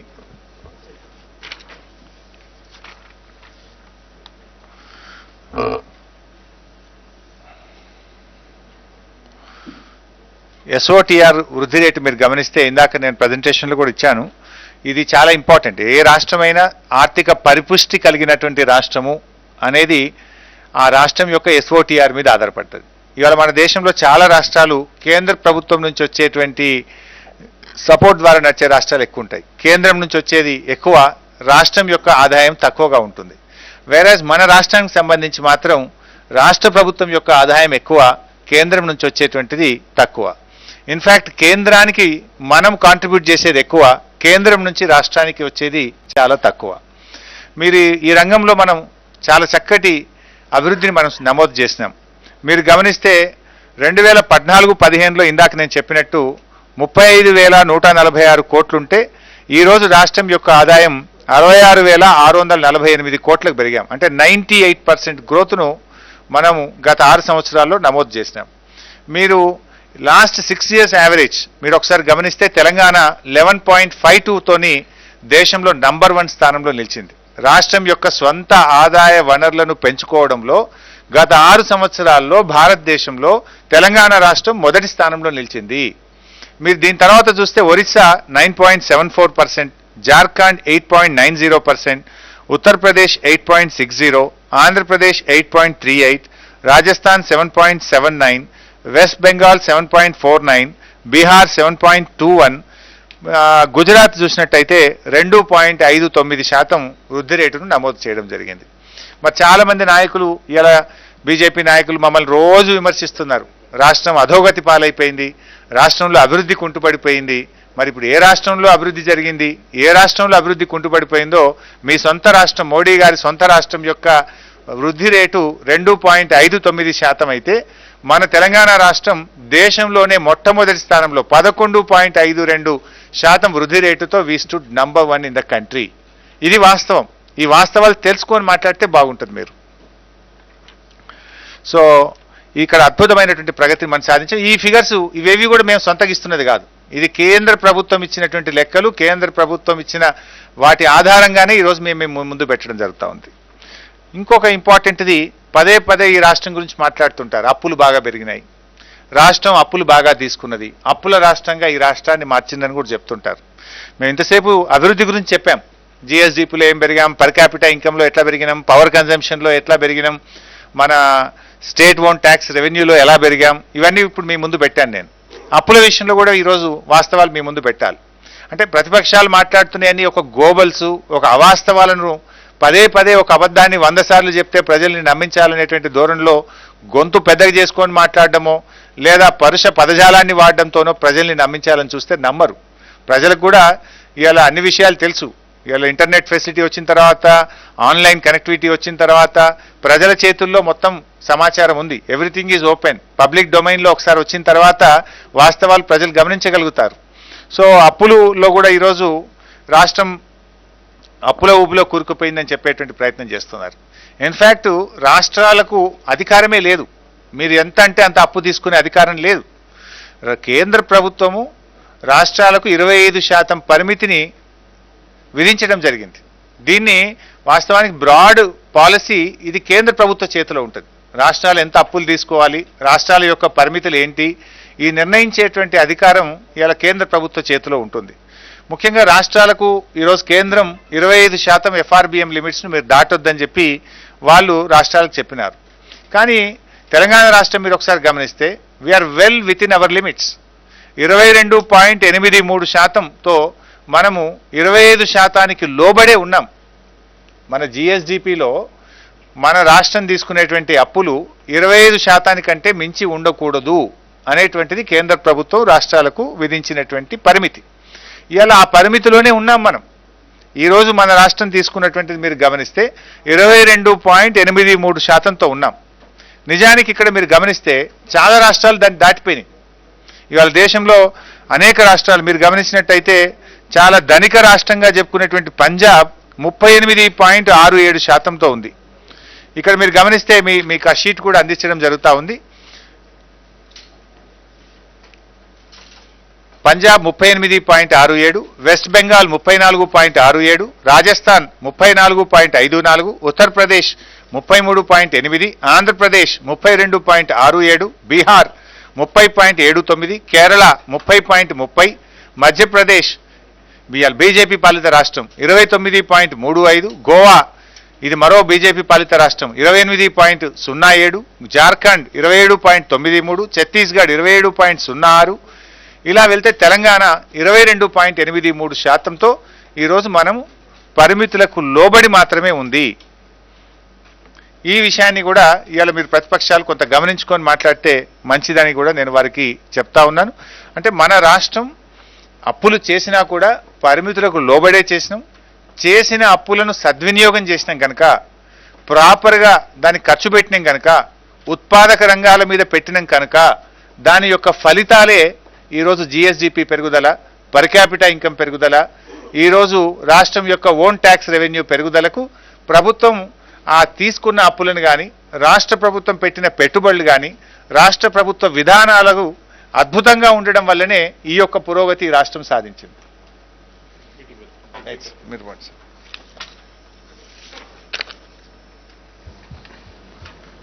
పొలిటికల్ పంచ్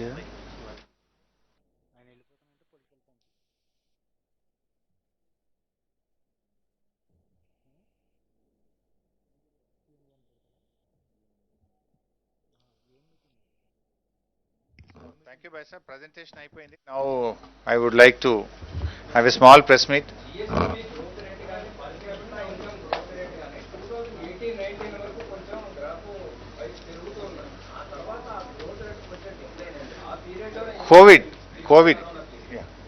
కోవిడ్ వల్ల కొంత తగ్గింది. బిఫోర్ కరోనా అంతకు ముందు ఇయర్ రిమార్కబుల్ గ్రోత్ ఉండడం వల్ల ఇయర్ ఆన్ ఇయర్ గ్రోత్లో తగ్గింది. కానీ ఓవరాల్గా చూసుకున్నప్పుడు we are again number 1 in south India. ఆ పర్టికులర్ ఇయర్లో the growth was highest if you look at. Then ఆ గ్రోత్ మీద అగైన్ గ్రోత్, రిమార్కబుల్ గ్రోత్ మీద అగైన్ గ్రోత్ అన్నప్పుడు డెఫినెట్గా కొంత ఆ తేడా అంతకు మించి. బట్ కంపారిటివ్లీ కంట్రీ గ్రోత్ రేట్తో చూసినా, ఇతర రాష్ట్రాల గ్రోత్ రేట్తో చూస్తే కూడా we are ahead. Let me complete my press meet, then I can ఏమంటారు you want to you can ask.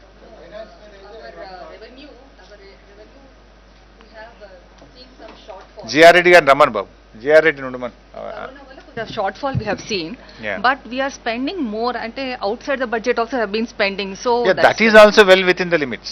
Okay. That is also well within the limits. కాదు సార్, ఇక్కడ నెక్స్ట్ ఇయర్ నుంచి మనం దళిత బంధుకి 20,000 crore 30,000 crore బడ్జెట్లో పెడితే మన రెవెన్యూ ఎక్స్పెండిచర్లో 70-80% అంటే ఇంట్రెస్ట్లు కానీ, సబ్సిడీస్ కానీ, శాలరీస్ కానీ 70-80% పోతాయి. ఖర్చు పెడతానికి ఏం మిగులుతుంది మనకి అనేది పాయింట్. దానికి కూడా ప్రభుత్వం ప్రత్యామ్నాయ విధానాలు ముఖ్యమంత్రి గారు ఆలోచిస్తున్నారు కదా. మనకు ఎన్నో అసెట్స్ ఉన్నాయి, కొన్ని పనికిరానటువంటి అసెట్స్ ఉంటాయి. దానికి కూడా ప్రభుత్వానికి ఒక విధానం ఉంటుంది. ఇక్కడ మీరు ఒకటి గమనించాలి, దళిత బంధు అనేటువంటి దాన్ని ఇదేదో ప్రజలకు ఇస్తున్నారు అని మీరు చూస్తున్నారు. మేము అట్లా చూడటం లేదు. రాష్ట్ర ప్రభుత్వం ఏమనుకుంటుందంటే, ఆ కుటుంబాలు దళిత బంధు ద్వారా వాళ్ళు చేసేటువంటి ఉత్పత్తులు ఏవైతే ఉంటాయో, వాళ్ళు ఏ రంగం అయితే ఎంచుకొని, అది పారిశ్రామిక రంగం కావచ్చు, ట్రాన్స్పోర్ట్ రంగం కావచ్చు, డైరీ కావచ్చు, వాట్ ఎవర్ ఇట్ ఈస్, అది కూడా రాష్ట్ర సంపదలో భాగం అవుతుంది కదా. Again they will be contributing to the state జిఎస్డిపినో. మేము ఇస్తున్నటువంటిది వాళ్ళు ఏదో ఒక రంగం మీద పెట్టుబడి పెడతారు, వాళ్ళు సెల్ఫ్ ఎంప్లాయ్మెంట్ జరుగుతుంది, అక్కడ వారికి ఉపాధి దొరుకుతుంది. ఇప్పుడు వాళ్ళు ఒక డైరీ తీసుకున్నారనుకోండి, పాలు పోస్తారు, పాలు పోయడం ద్వారా ఏమవుతుంది, రాష్ట్రం యొక్క ఉత్పత్తి పెరుగుతుంది కదా, మన యొక్క జిఎస్డిపి పెరుగుతుంది, వాళ్ళ పర్ క్యాపిటా ఇన్కమ్ పెరుగుతుంది, వాళ్ళ ఆదాయం పెరుగుతుంది. మనము దళిత బంధు అనేటువంటిది ఆ కుటుంబాలకు చేసే సహాయంగా కాదు మనం చూడాల్సింది, అది చూడాల్సింది రాష్ట్ర అభివృద్ధిలో వాళ్ళు కూడా భాగం అవుతుంటారు. మన జిఎస్డిపి పెరుగుదలలో ఆ ఉత్పత్తులు కూడా భాగంగానే మనం చూడాల్సి ఉంటుంది. కరెక్టే, బట్ ఎట్లా ఇస్తారనేది మీరు చూడండి. ఇలాంటి క్వశ్చన్సే ఇలాంటి క్వశ్చన్స్ మేము కాళేశ్వరం ప్రాజెక్టు మల్లన్న సాగర్ స్టార్ట్ చేసినప్పుడు కూడా, నేను ఐ వాజ్ ఇరిగేషన్ మినిస్టర్, అందరూ అనేవాళ్ళు అసలు ఇది మేము బతికుండంగా ఈ మల్లన్న సాగర్ను చూస్తామా? మేము ఇదంతా రియల్ ఎస్టేట్ వ్యాపారం చేయడానికి ప్రభుత్వం భూములు తీసుకుంటా ఉంది. ఇంకా కొంతమంది అయితే అసలు ఇదంతా కూడా వృధా కాంట్రాక్టులను బతికించడానికి చేస్తున్నారు. ఇలాంటి మాటలే ఇదే ప్రతిపక్షాలు మాట్లాడినాయి. బట్ ఆ మాటలన్నిటికీ సమాధానం నిన్నటి ఫలితం మీరు చూశారు కదా, నీళ్లు పోస్తా ఉంది కదా. సో ఇట్లాంటి విషయాలు ఎప్పుడు కూడా ప్రభుత్వానికి చిత్తశుద్ధి ఉంటే, ప్రభుత్వానికి నిజాయితీ ఉంటే ఎన్నో మార్గాలు ఉంటాయి, ఎన్నో అవకాశాలు ఉంటాయి. డెఫినెట్గా గౌరవ ముఖ్యమంత్రి గారికి ఒక ఆలోచన ఉంది, దాన్ని చేయాలనేటువంటి కృతనిశ్చయంతో వారు ఉన్నారు, పట్టుదలతో వారు ఉన్నారు. డెఫినెట్గా రాబోయే రోజుల్లో రాష్ట్రంలోని అన్ని కుటుంబాలకు కూడా, దళిత కుటుంబాలకు ప్రభుత్వం అందించి తీరుతుంది. దాన్ని హైదరాబాద్ లో వరదలు వచ్చినప్పుడు 10,000 ఒక కుటుంబానికి 10,000 ప్రభుత్వం. బైసాబ్, నేను ప్రెస్ మీట్ కంప్లీట్ చేసిన తర్వాత ఇంకేమైనా ఉంటే మీరు అడగండి. ఒకటి. రెండో రిక్వెస్ట్ కూడా ఏంటంటే, మేము చాలా ఫ్యాక్ట్స్ అండ్ ఫిగర్స్ పెట్టినాం. జనరల్గా ఏమవుతుందంటే, మీరు కూడా చాలా అనుభవజ్ఞులే వచ్చినారు, సీనియర్స్ వచ్చినారు, థ్యాంక్ యూ వెరీ మచ్. నార్మల్గా ఏమైందంటే ఒక సెన్సేషనల్ కామెంట్ ఏదైనా చేస్తే ఈ ఫ్యాక్ట్స్ అండ్ ఫిగర్స్ అన్నీ కూడా సైడ్ లైన్ అయిపోతాయి, అసలు విషయం పోయి కొసరు విషయం ముందుకు వస్తుంది. So I kindly request, please present all these facts and figures. రేపు ప్రజల ముందు పెట్టండి, ప్రజలకు కూడా తెలవాల్సిన అవసరం ఉంది. ఎందుకంటే నేను చెప్పినటువంటివి రాష్ట్ర ప్రభుత్వ లెక్కలు కాదు, కేంద్ర ప్రభుత్వ లెక్కలే చెప్పినాం, కేంద్రం డిక్లేర్ చేసిన లెక్కలే చెప్పినాం. దేశం కంటే మన రాష్ట్రం ఎంత అభివృద్ధిలో ముందుకుంది అనేటువంటి విషయాలు చెప్పాం. ఇవాళ ఎంతసేపు బీజేపీ నాయకులు జబ్బలు తెరుచుకుంటున్నారు, మేము ఇట్లా చేసినామంటే అట్లా చేసినాం. ఏం చేసిందా అంటే, భారతదేశం యొక్క ఆర్థిక వ్యవస్థ బంగ్లాదేశ్ కంటే పతనా స్థితిలో ఉంది. ఇగో ఇది మీరు చేసింది, ఇదే కదా మీరు చేసింది. సో మిత్రులారా, నేను ఒక్కసారి let me complete my press meet, then I can answer your questions. But నా రిక్వెస్ట్ ఏంటంటే, వీలైనంత వరకు మనం let's confine to this subject.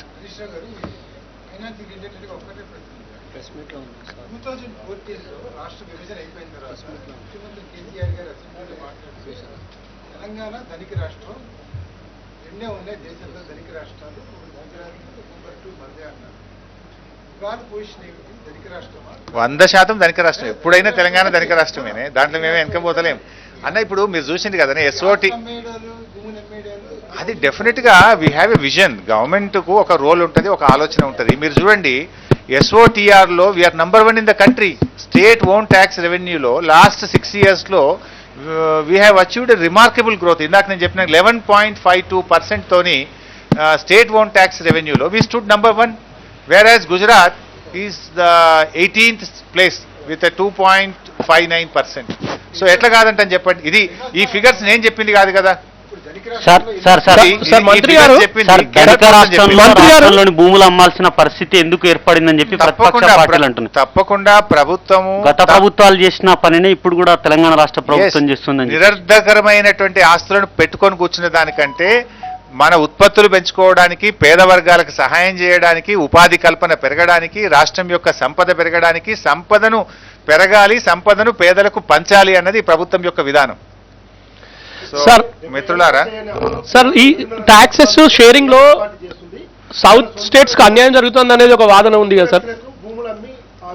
మిత్రులారా, ఇందాకనే నీకు ఐ టోల్డ్ యూ, అప్పుల్లో మన రాష్ట్రం we are well within the limits అని మీకు ఇందాక చెప్తూ, మనకంటే ఎక్కువ ఉన్న రాష్ట్రాల పేర్లు కూడా నీకు అన్ని లెక్కలు చెప్పిన నేను. వీఆర్ వెల్ విత్ ఇన్ 25%, 22% చేంజ్తో ఉన్నాం మనం. ఇప్పుడు కిషన్ రెడ్డి, కేంద్ర మంత్రి కిషన్ రెడ్డి తెలంగాణ ప్రభుత్వం మీద ఒక సీరియస్ ఎలిగేషన్ చేస్తున్నారు. రాష్ట్రంలో ఉద్యోగులకు టైంకు జీతాలు ఇవ్వలేనటువంటి ప్రభుత్వం ఎలా దళిత బంధు కానీ ఇట్లాంటి వెల్ఫేర్ స్కీమ్స్ ఇస్తుంది, జనాలు ఆలోచించుకోవాలంటున్నారు. ఏం చెప్తారు?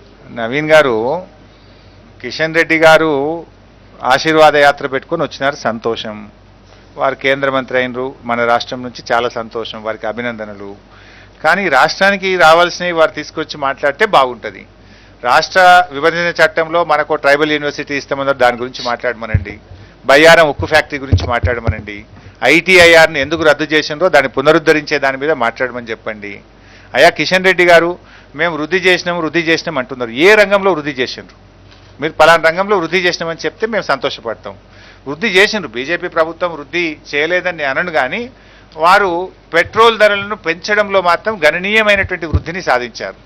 రాష్ట్రం ఏర్పడ్డ నాడు 72 రూపాయలు ఉన్నటువంటి పెట్రోల్ ధర ఈరోజు 105 రూపాయలకు 46% ధరల పెరుగుదలలో వృద్ధి సాధించారు. డీజిల్ ధరల్లో కూడా మీరు గమనిస్తే రాష్ట్రం 2014-15 కేంద్రంలో బీజేపీ ప్రభుత్వం వచ్చినాడు 57 రూపాయలు ఉన్న డీజిల్ ధర ఈరోజు 97 రూపాయలకు పెంచడంలో మాత్రం వృద్ధిని సాధించారు బీజేపీ ప్రభుత్వం. ఇవాళ పెట్రోల్ ధరల పెంపుదలలో బీజేపీ 7 ఏళ్ల పరిపాలనలో వృద్ధి 46%, డీజిల్ ధరల పెంపుదలలో వృద్ధి 70%. అదేవిధంగా గ్యాస్ సిలిండర్ల పేద ప్రజల నడ్డీ విరిచేటువంటి పనిలో గ్యాస్ సిలిండర్ ధరలో కూడా బ్రహ్మాండమైన వృద్ధి, రెట్టింపు వృద్ధి సాధించారు. సబ్జెక్ట్ టు కరెక్షన్ కానీ నాకున్న సమాచారం మేరకు ఆ రోజు 450 రూపాయలు ఉన్నటువంటి గ్యాస్ సిలిండర్ ధర ఇవాళ 950 రూపాయలు అయింది. ఆల్మోస్ట్ డబుల్ చేసినారు. అంటే మీరు ఆ రోజు ఏం చెప్పింది ఇదే బీజేపీ ప్రభుత్వం, 2014-15లో గ్యాస్ సిలిండర్కు దండం పెట్టు ఓటేసేటప్పుడు దండం పెట్టిపోయి ఓటేయమని చెప్పింది. ఇప్పుడు ఏం చెప్పాలి?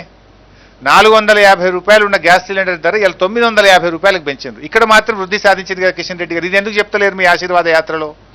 మేము పెట్రోల్ ధరల పెంపుదలలో వృద్ధి, డీజిల్ ధరల పెంపుదలలో వృద్ధి, గ్యాస్ ధరల పెంపుదలలో వృద్ధి, ఇక్కడ ఇంకొక వృద్ధి కూడా సాధించారండి. ఇంకొక వృద్ధి ఏంటంటే మైనస్ వృద్ధి. అది ఇంతకుముందు గ్యాస్ సిలిండర్లు పేదవాళ్ళకి ఇచ్చినప్పుడు ప్రభుత్వం ఏం చెప్పిందంటే మేము క్యాష్ ట్రాన్స్ఫర్ చేస్తాము, 250 రూపాయలు ఒక సిలిండర్ మీద ప్రతి కుటుంబానికి 12 సిలిండర్లకు 250 రూపాయలు క్యాష్ ట్రాన్స్ఫర్ చేస్తామని చెప్పారు. అక్కడ కూడా వృద్ధి సాధించారు. ఏంటంటే నెగటివ్ వృద్ధి ఏంటంటే 250 రూపాయల నుంచి 40 రూపాయలకు తగ్గించారు. సిలిండర్ ధర పెరిగింది, సబ్సిడీ తగ్గింది. ఇగో ఇక్కడ మాత్రం వృద్ధి సాధించారండి. దీని మీద ఎందుకు మాట్లాడరండి? 450 రూపాయలు ఉన్న సిలిండర్ ధరను 950 రూపాయలు చేస్తుంది, 250 రూపాయలు ఉన్న సబ్సిడీని మాత్రం 40 రూపాయలకు తగ్గిస్తుంది. దీని గురించి ఎందుకు మాట్లాడరు? కానీ state కూడా తగ్గించలేదు కదండి. ఒకవైపు సబ్సిడీ తగ్గింది, మరొక వైపు గ్యాస్ యొక్క cost But state is also benefiting kada because of this increase in petrol and diesel prices. But మీరు ఒక్కసారి గమనిస్తే subject to correction exact number నాకు తెలియదు కానీ తెలంగాణ రాష్ట్రం పెంచింది ఒక్కసారి, కేంద్ర ప్రభుత్వం డీజిల్ పెట్రోల్ ధరలు పెంచింది ఐ థింక్ 26 టైమ్సే ఉండదు. 26 టైమ్స్ పెంచినారు, 26 టైమ్స్ పెంచారు. మేము మాత్రం ఒక్కసారే పెంచినాం. 26 సార్లు పెంచిన ఘనత కేంద్ర ప్రభుత్వం. But you haven't reduced VAT. ఒక్కసారే పెంచినాం మేము. కానీ కేంద్రం 26 సార్లు పెంచింది. కేంద్రం ఎంత పెంచింది అనేది కూడా చెప్పిన కదా, 72 రూపాయల నుంచి మీరు 105 రూపాయలకు పెంచినారు కదా. మరి అది ఎంత పర్సెంటేజ్ పెరిగింది? 46% పెరిగింది. దాని మీద ఎందుకు మాట్లాడారు? డీజిల్ 70% పెరిగింది. దాని ఇంపాక్ట్ ఎంత ఉంది? అన్ని రంగాల మీద, నిత్యావసర వస్తువుల మీద ఉంది, పేద ప్రజల మీద ఉంది, ఇవాళ అన్నిట్లలో పెరిగింది. ఇవాళ కిషన్ రెడ్డి గారు మీరు అన్నట్టు వృద్ధి సాధించారు. దేంట్లో వృద్ధి సాధించారు? ఏం సాధించారు? కరెక్ట్గా ఒకటి గట్టిగా చెప్తాం మనం. ఏ రంగంలో సాధించారు బైసాబ్? ఇవాళ ఆస్తులు అమ్మడంలో మాత్రం వృద్ధి సాధించారు.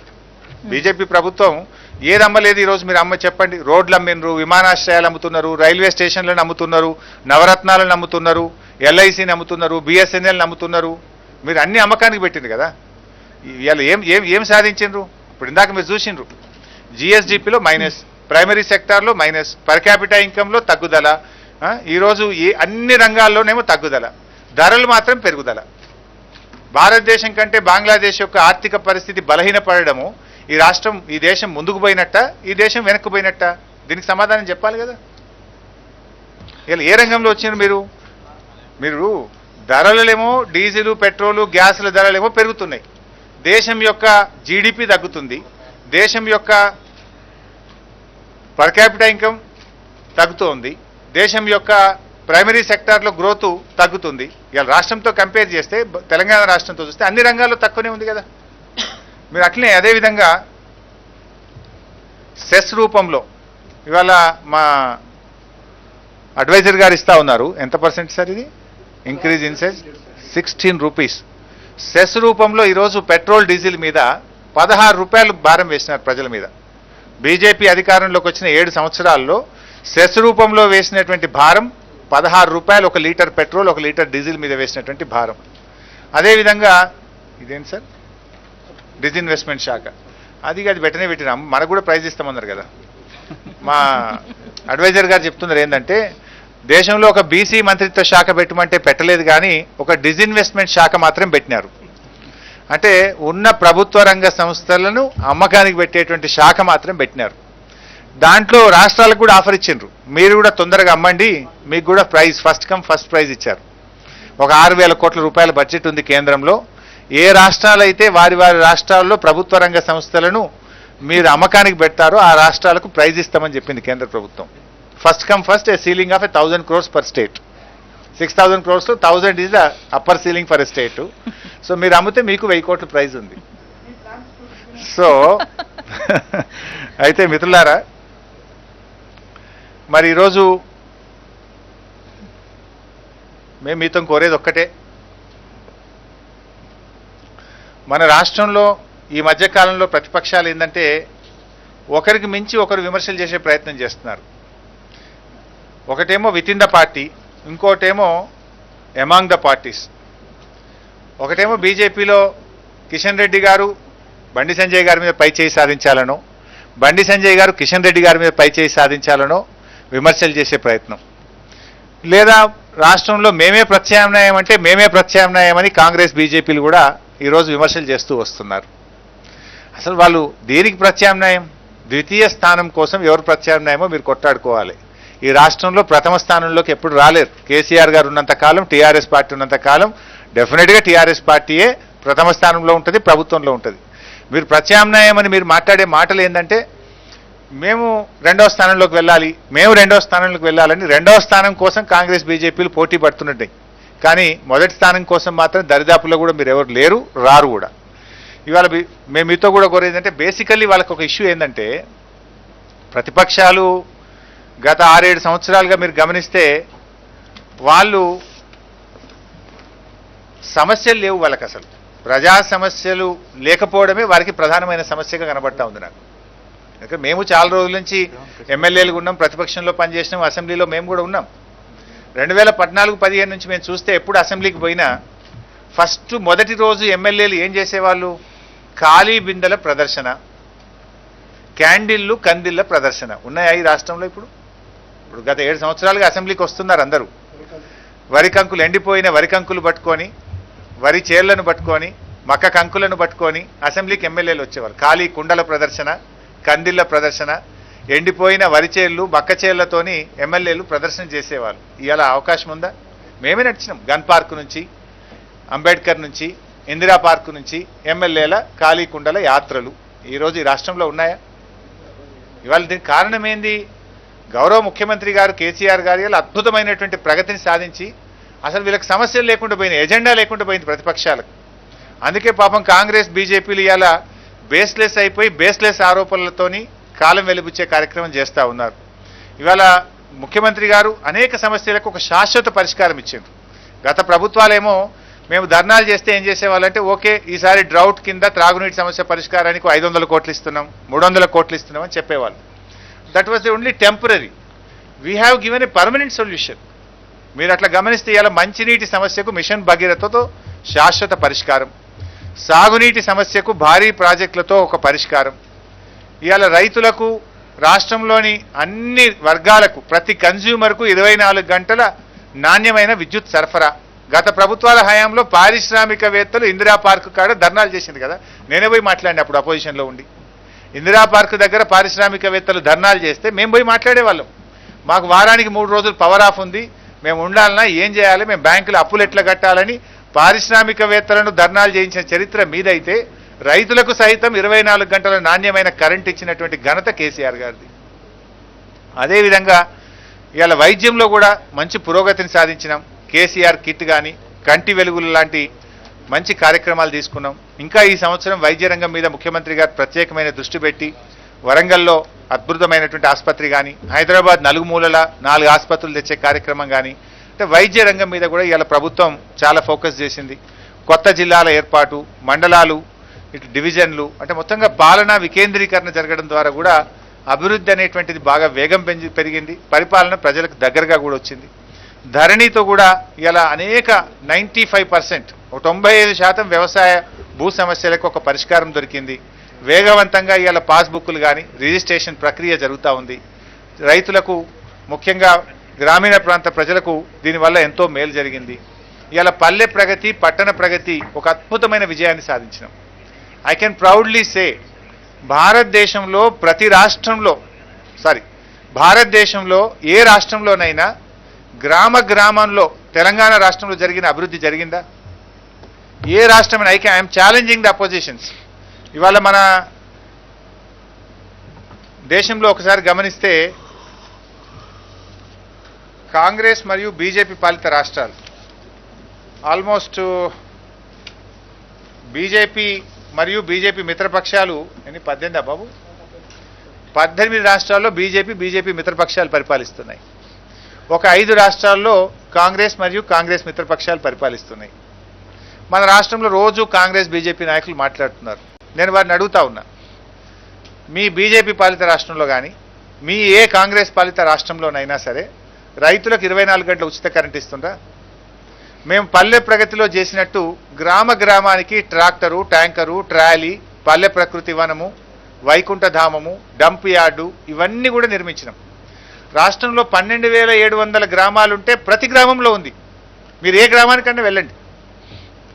ఈ గ్రామం ఆ గ్రామం కాదు, అది కాంగ్రెస్ సర్పంచ్ ఉన్నా ఉంటుంది, బీజేపీ సర్పంచ్ ఉన్నా ఉంటుంది, ఏ పార్టీ సర్పంచ్ ఉన్నా ఉంటుంది, ఏ పార్టీ ఎమ్మెల్యే ఉన్న నియోజకవర్గంలోనైనా ఉంటాయి.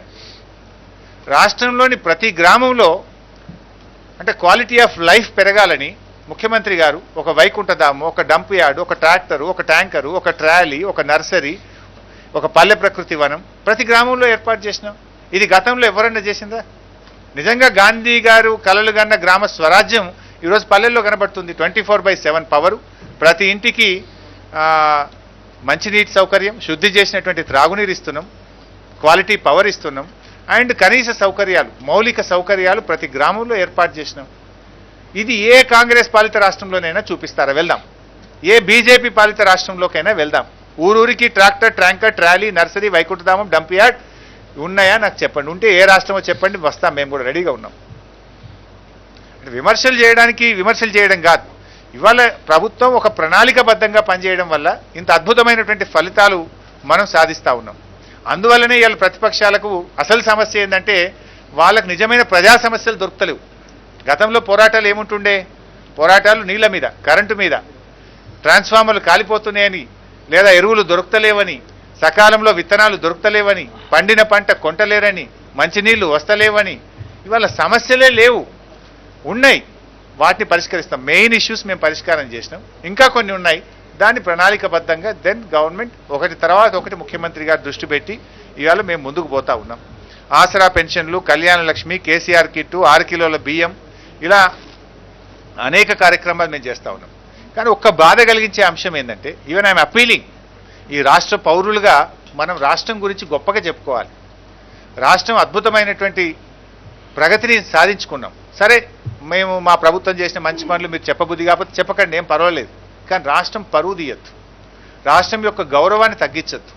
దేశం ముందు రాష్ట్రం యొక్క గౌరవం పెరిగేటట్టుగా ప్రతిపక్షాలు ఉంటే ప్రజల్లో మీకు కూడా గౌరవం ఉంటుంది. సరే, మేము ఏదైనా తప్పొప్పులు చేస్తే విమర్శించండి, వి రిసీవ్. అదేవిధంగా ఇంకేదైనా స్పెసిఫిక్గా మీరు చెప్పాలనుకుంటే మాకు చెప్పండి. కానీ వీళ్ళ వ్యవహారం ఎట్లుందంటే వాళ్ళ విమర్శలు సెల్ఫ్ గోల్ కొట్టుకుంటున్నారు. వాళ్ళు ఈ మధ్యలో వాళ్ళు చేసే విమర్శలు టీఆర్ఎస్ మీద అక్కస్తోనో టీఆర్ఎస్ మీద విమర్శలు చేయబోయి కొన్ని సందర్భాల్లో వాళ్ళు రాష్ట్రాన్ని అభాస్పాలు చేస్తున్నారు. వాళ్ళకు వాళ్ళు సెల్ఫ్ గోల్ కొట్టుకుంటున్నారు. ఏం మాట్లాడుతున్నారు? తెలంగాణ రాష్ట్రం నాశనం అయిపోయిందనో, తెలంగాణలో తాలిబన్ల రాజ్యం వచ్చిందనో, తెలంగాణ ఆగమైపోయిందనో, తెలంగాణ అవినీతిమయమైపోయిందనో, ఇట్లా రకరకాలుగా విమర్శలు చేస్తున్నారు. ఇది రాష్ట్రాన్ని కించపరచడం కాదా? రాష్ట్రం యొక్క గౌరవాన్ని తగ్గించడం కాదా? ఇది రాష్ట్రాన్ని అభాసుపాలం, దేశం ముందు అభాసుపాలు చేయడం కాదా? ఇది ఏ రకంగా ప్రతిపక్షాలకు వాంఛనీయమని నేను అడుగుతా ఉన్నా. రాష్ట్ర ప్రజలు దీన్ని మెచ్చుకుంటారు అనుకుంటున్నారా? మీరు ఇట్లా మాట్లాడడం వల్లనే మీకు ప్రజలు మీరు పలచనైపోతున్నారు. ఇవాళ మనం పోరాడి సాధించుకున్నటువంటి రాష్ట్రం, తక్కువ సమయంలో దేశంలో మరో ఏ రాష్ట్రం సాధించినటువంటి విజయాలు సాధించడం కదా. మీకు ఫ్యాక్ట్స్ అండ్ ఫిగర్స్ మీ ముందు పెట్టినా. దక్షిణ భారతదేశంలో పర్ క్యాపిటల్ ఇన్కంలో నంబర్ 1, జిఎస్డిపి వృద్ధి రేట్లో నంబర్ 1, ఎస్ఓటీఆర్లో వీఆర్ నంబర్ 1. ఇన్ని అద్భుతమైన విజయాలు దక్షిణ భారతదేశంలో మొదటి స్థానంలో ఉంటూ దేశంలో మొదటి 3 స్థానాల్లో ఉన్నది Telangana. One should feel proud. సరే, మీరు ఎట్లాగో మెచ్చుకోలేరు మమ్మల్ని. కానీ మీరు చేసే విమర్శలు రాష్ట్రం యొక్క స్థాయిని తగ్గించే విధంగా ఉండకూడదు, రాష్ట్రం యొక్క పరువును తీసే విధంగా ఉండొద్దు. మన తల్లిని మనం కించపరుచుకుంటామా? మన రాష్ట్రాన్ని మనం బదనాం చేసుకోవడం సబబైనటువంటి విషయమా? అందుకే ఇవాళ మీరు ఈ రకమైనటువంటి పరిస్థితి పాల్పడుతున్నారు కనుక ప్రజలు మిమ్మల్ని పట్టించుకోవడం లేదు. విమర్శనాత్మకంగా ఉండని, నో ప్రాబ్లం. కానీ ఆ విమర్శ వాస్తవాలకు దగ్గరగా ఉంటే ప్రజలు దాన్ని రిసీవ్ చేసుకుంటారు. ఇవాళ మీరు అవినీతి జరిగిందని కిషన్ రెడ్డి గారు మాట్లాడుతున్నారు, ఇవాళ బీజేపీ నాయకులు మాట్లాడుతున్నారు. ఒక ఆయన అంటాడు మిషన్ కాకతీయ, కమిషన్ కాకతీయ అంటాడు. మిషన్ భగీరథలో అవినీతి జరిగిందని ఇంకొక బీజేపీ నాయకుడు మాట్లాడతాడు. ప్రాజెక్టుల్లో అవినీతి జరిగిందని ఇంకో నాయకుడు మాట్లాడతాడు. మీ విమర్శలకు మీ ప్రభుత్వం, మీ కేంద్ర మంత్రులే పార్లమెంట్ సాక్షిగా సమాధానం చెప్పింది కదా, చెప్పలేదా? మిషన్ భగీరథలో అవినీతి లేదని, ప్రజలందరికీ ప్రతి ఇంటికి స్వచ్ఛమైన తాగునీరు ఇచ్చే రాష్ట్రం తెలంగాణ రాష్ట్రమని, తెలంగాణ రాష్ట్రాన్ని అభినందిస్తూ కేంద్ర మంత్రి గారే పార్లమెంట్లో స్వయంగా చెప్పిండ్రు. మీ ప్రశ్నకు మీ మంత్రే సమాధానం చెప్పింది కదా, పార్లమెంట్ సాక్షిగా చెప్పింది కదా. మీరు మిమ్మల్ని ఎట్లా నమ్మాలి ప్రజల్ని? ఇవాళ ప్రాజెక్టులు మిషన్ కాకతీయలో అవినీతి లేదని, పారదర్శకంగా పనులు జరుగుతున్నాయని కేంద్ర మంత్రులే పార్లమెంట్లో చెప్పింది కదా. ఇంతకంటే గట్టి సమాధానం మీకేం కావాలి మీకు? ఇప్పుడు ఒక రాష్ట్రం అభివృద్ధి జరిగిందా జరగలేదా అనడానికి ప్రతిపక్షాల తిట్లు కాదు కొలమానం. దానికి కొలమానం జిఎస్డిపి వృద్ధి రేటు, పర్ క్యాపిటా వృద్ధి రేటు, రాష్ట్రం యొక్క ఆదాయ వృద్ధి రేటు, రాష్ట్రంలో మౌలిక సౌకర్యాల కల్పన, అవి మేము చేస్తూ ఉన్నాం. అవి మేము చేసినామా లేదా అనడానికి ఇప్పుడు మీ ముందు పెట్టినటువంటి గణాంకాలే సాక్ష్యాధారం కదా. ఇంతకంటే ఏం కావాలి? And these figures and facts was not given by us. These figures are declared by government of India. So ఇది ఇవాళ మేము చేస్తూ ఉన్నాం. ఇవన్నీ కూడా ఇవాళ మీ ముందు ఉన్నాయి. సో అందువల్ల ప్రపంచవ్యాప్తంగా కూడా ఇదే పద్ధతి. ప్రపంచంలో ఎక్కడైనా ఏ దేశం అభివృద్ధి చెందిందా అని దేని మీద చెప్తారు? ఇలా అమెరికా అభివృద్ధిలో ఉందనో, జపాన్ అభివృద్ధిలో ఉందంటే దేన్ని చూసుకొని చెప్తారు? ఆ జీడిపి మీద, పర్ క్యాపిటా ఇన్కమ్ మీద, ఓన్ ట్యాక్స్ రెవెన్యూ మీద, విద్యా వైద్య ప్రమాణాల మీద, మౌలిక సౌకర్యాలు like drinking water and power sector మీద, తలసరి విద్యుత్ వినియోగం మీద, తదితర అంశాలే ఏ దేశానికైనా ఏ రాష్ట్రానికైనా అభివృద్ధికి గీటురాయిగా పరిగణిస్తారు. సో ఆ అంశాల మీదనే ఇవాళ దక్షిణ భారతదేశంలో మొదటి స్థానంలో ఉండి మొత్తం భారతదేశంలోనే మొదటి 3-4 స్థానాల్లో తెలంగాణ రాష్ట్రం ఉంది. అంటే ఇది కూడా ఎప్పుడుంది? 2014-15లో రాష్ట్రం ఏర్పడినాడు లేదు. 2014-15 నుంచి ఇప్పటి వరకు చూస్తే గత 6 సంవత్సరాల్లో, ఇందాక నేను పర్ క్యాపిటా ఇన్కంలో చూపించాను, ఒక్కొక్క సంవత్సరం ఒక్కొక్క రాష్ట్రాన్ని అధిగమిస్తూ 7 సంవత్సరాల్లో 7 రాష్ట్రాలను అధిగమించి భారతదేశంలో 3వ స్థానంలో తెలంగాణ రాష్ట్రం నిలిచింది. రాష్ట్రం ఏర్పడ్డ నాడు 10వ స్థానంలో ఉన్నటువంటి తెలంగాణ రాష్ట్రం ఏర్పడ్డ 7 సంవత్సరాల్లో ఒక్కొక్క సంవత్సరం ఒక్కొక్క రాష్ట్రాన్ని అధిగమిస్తూ ఈరోజు 3వ స్థానానికి తెలంగాణ రాష్ట్రం వచ్చిందంటే ఇది రాష్ట్ర ప్రభుత్వ పనితీరుకు ఒక గీటురాయి. This is what we have achieved. దీన్ని ఎవరు కాదంటారు? చెప్పమనండి, కేంద్ర మంత్రినో కేంద్ర ప్రభుత్వాన్ని చెప్పమనండి. Is it not fact? ఇది కేంద్ర ప్రభుత్వాన్ని చెప్పమనండి, ఈ రాష్ట్రం అభివృద్ధి సాధించిందా లేదా?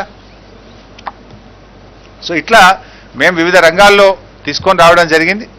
అదేవిధంగా ఇందాక నేను ఇంకో పాయింట్ కూడా చెప్పినాను మీకు. నేను జిఎస్డిపిలో we are the 6th highest contributor. భారతదేశం యొక్క జీడిపికి తెలంగాణ 6th హైయెస్ట్ కాంట్రిబ్యూటర్.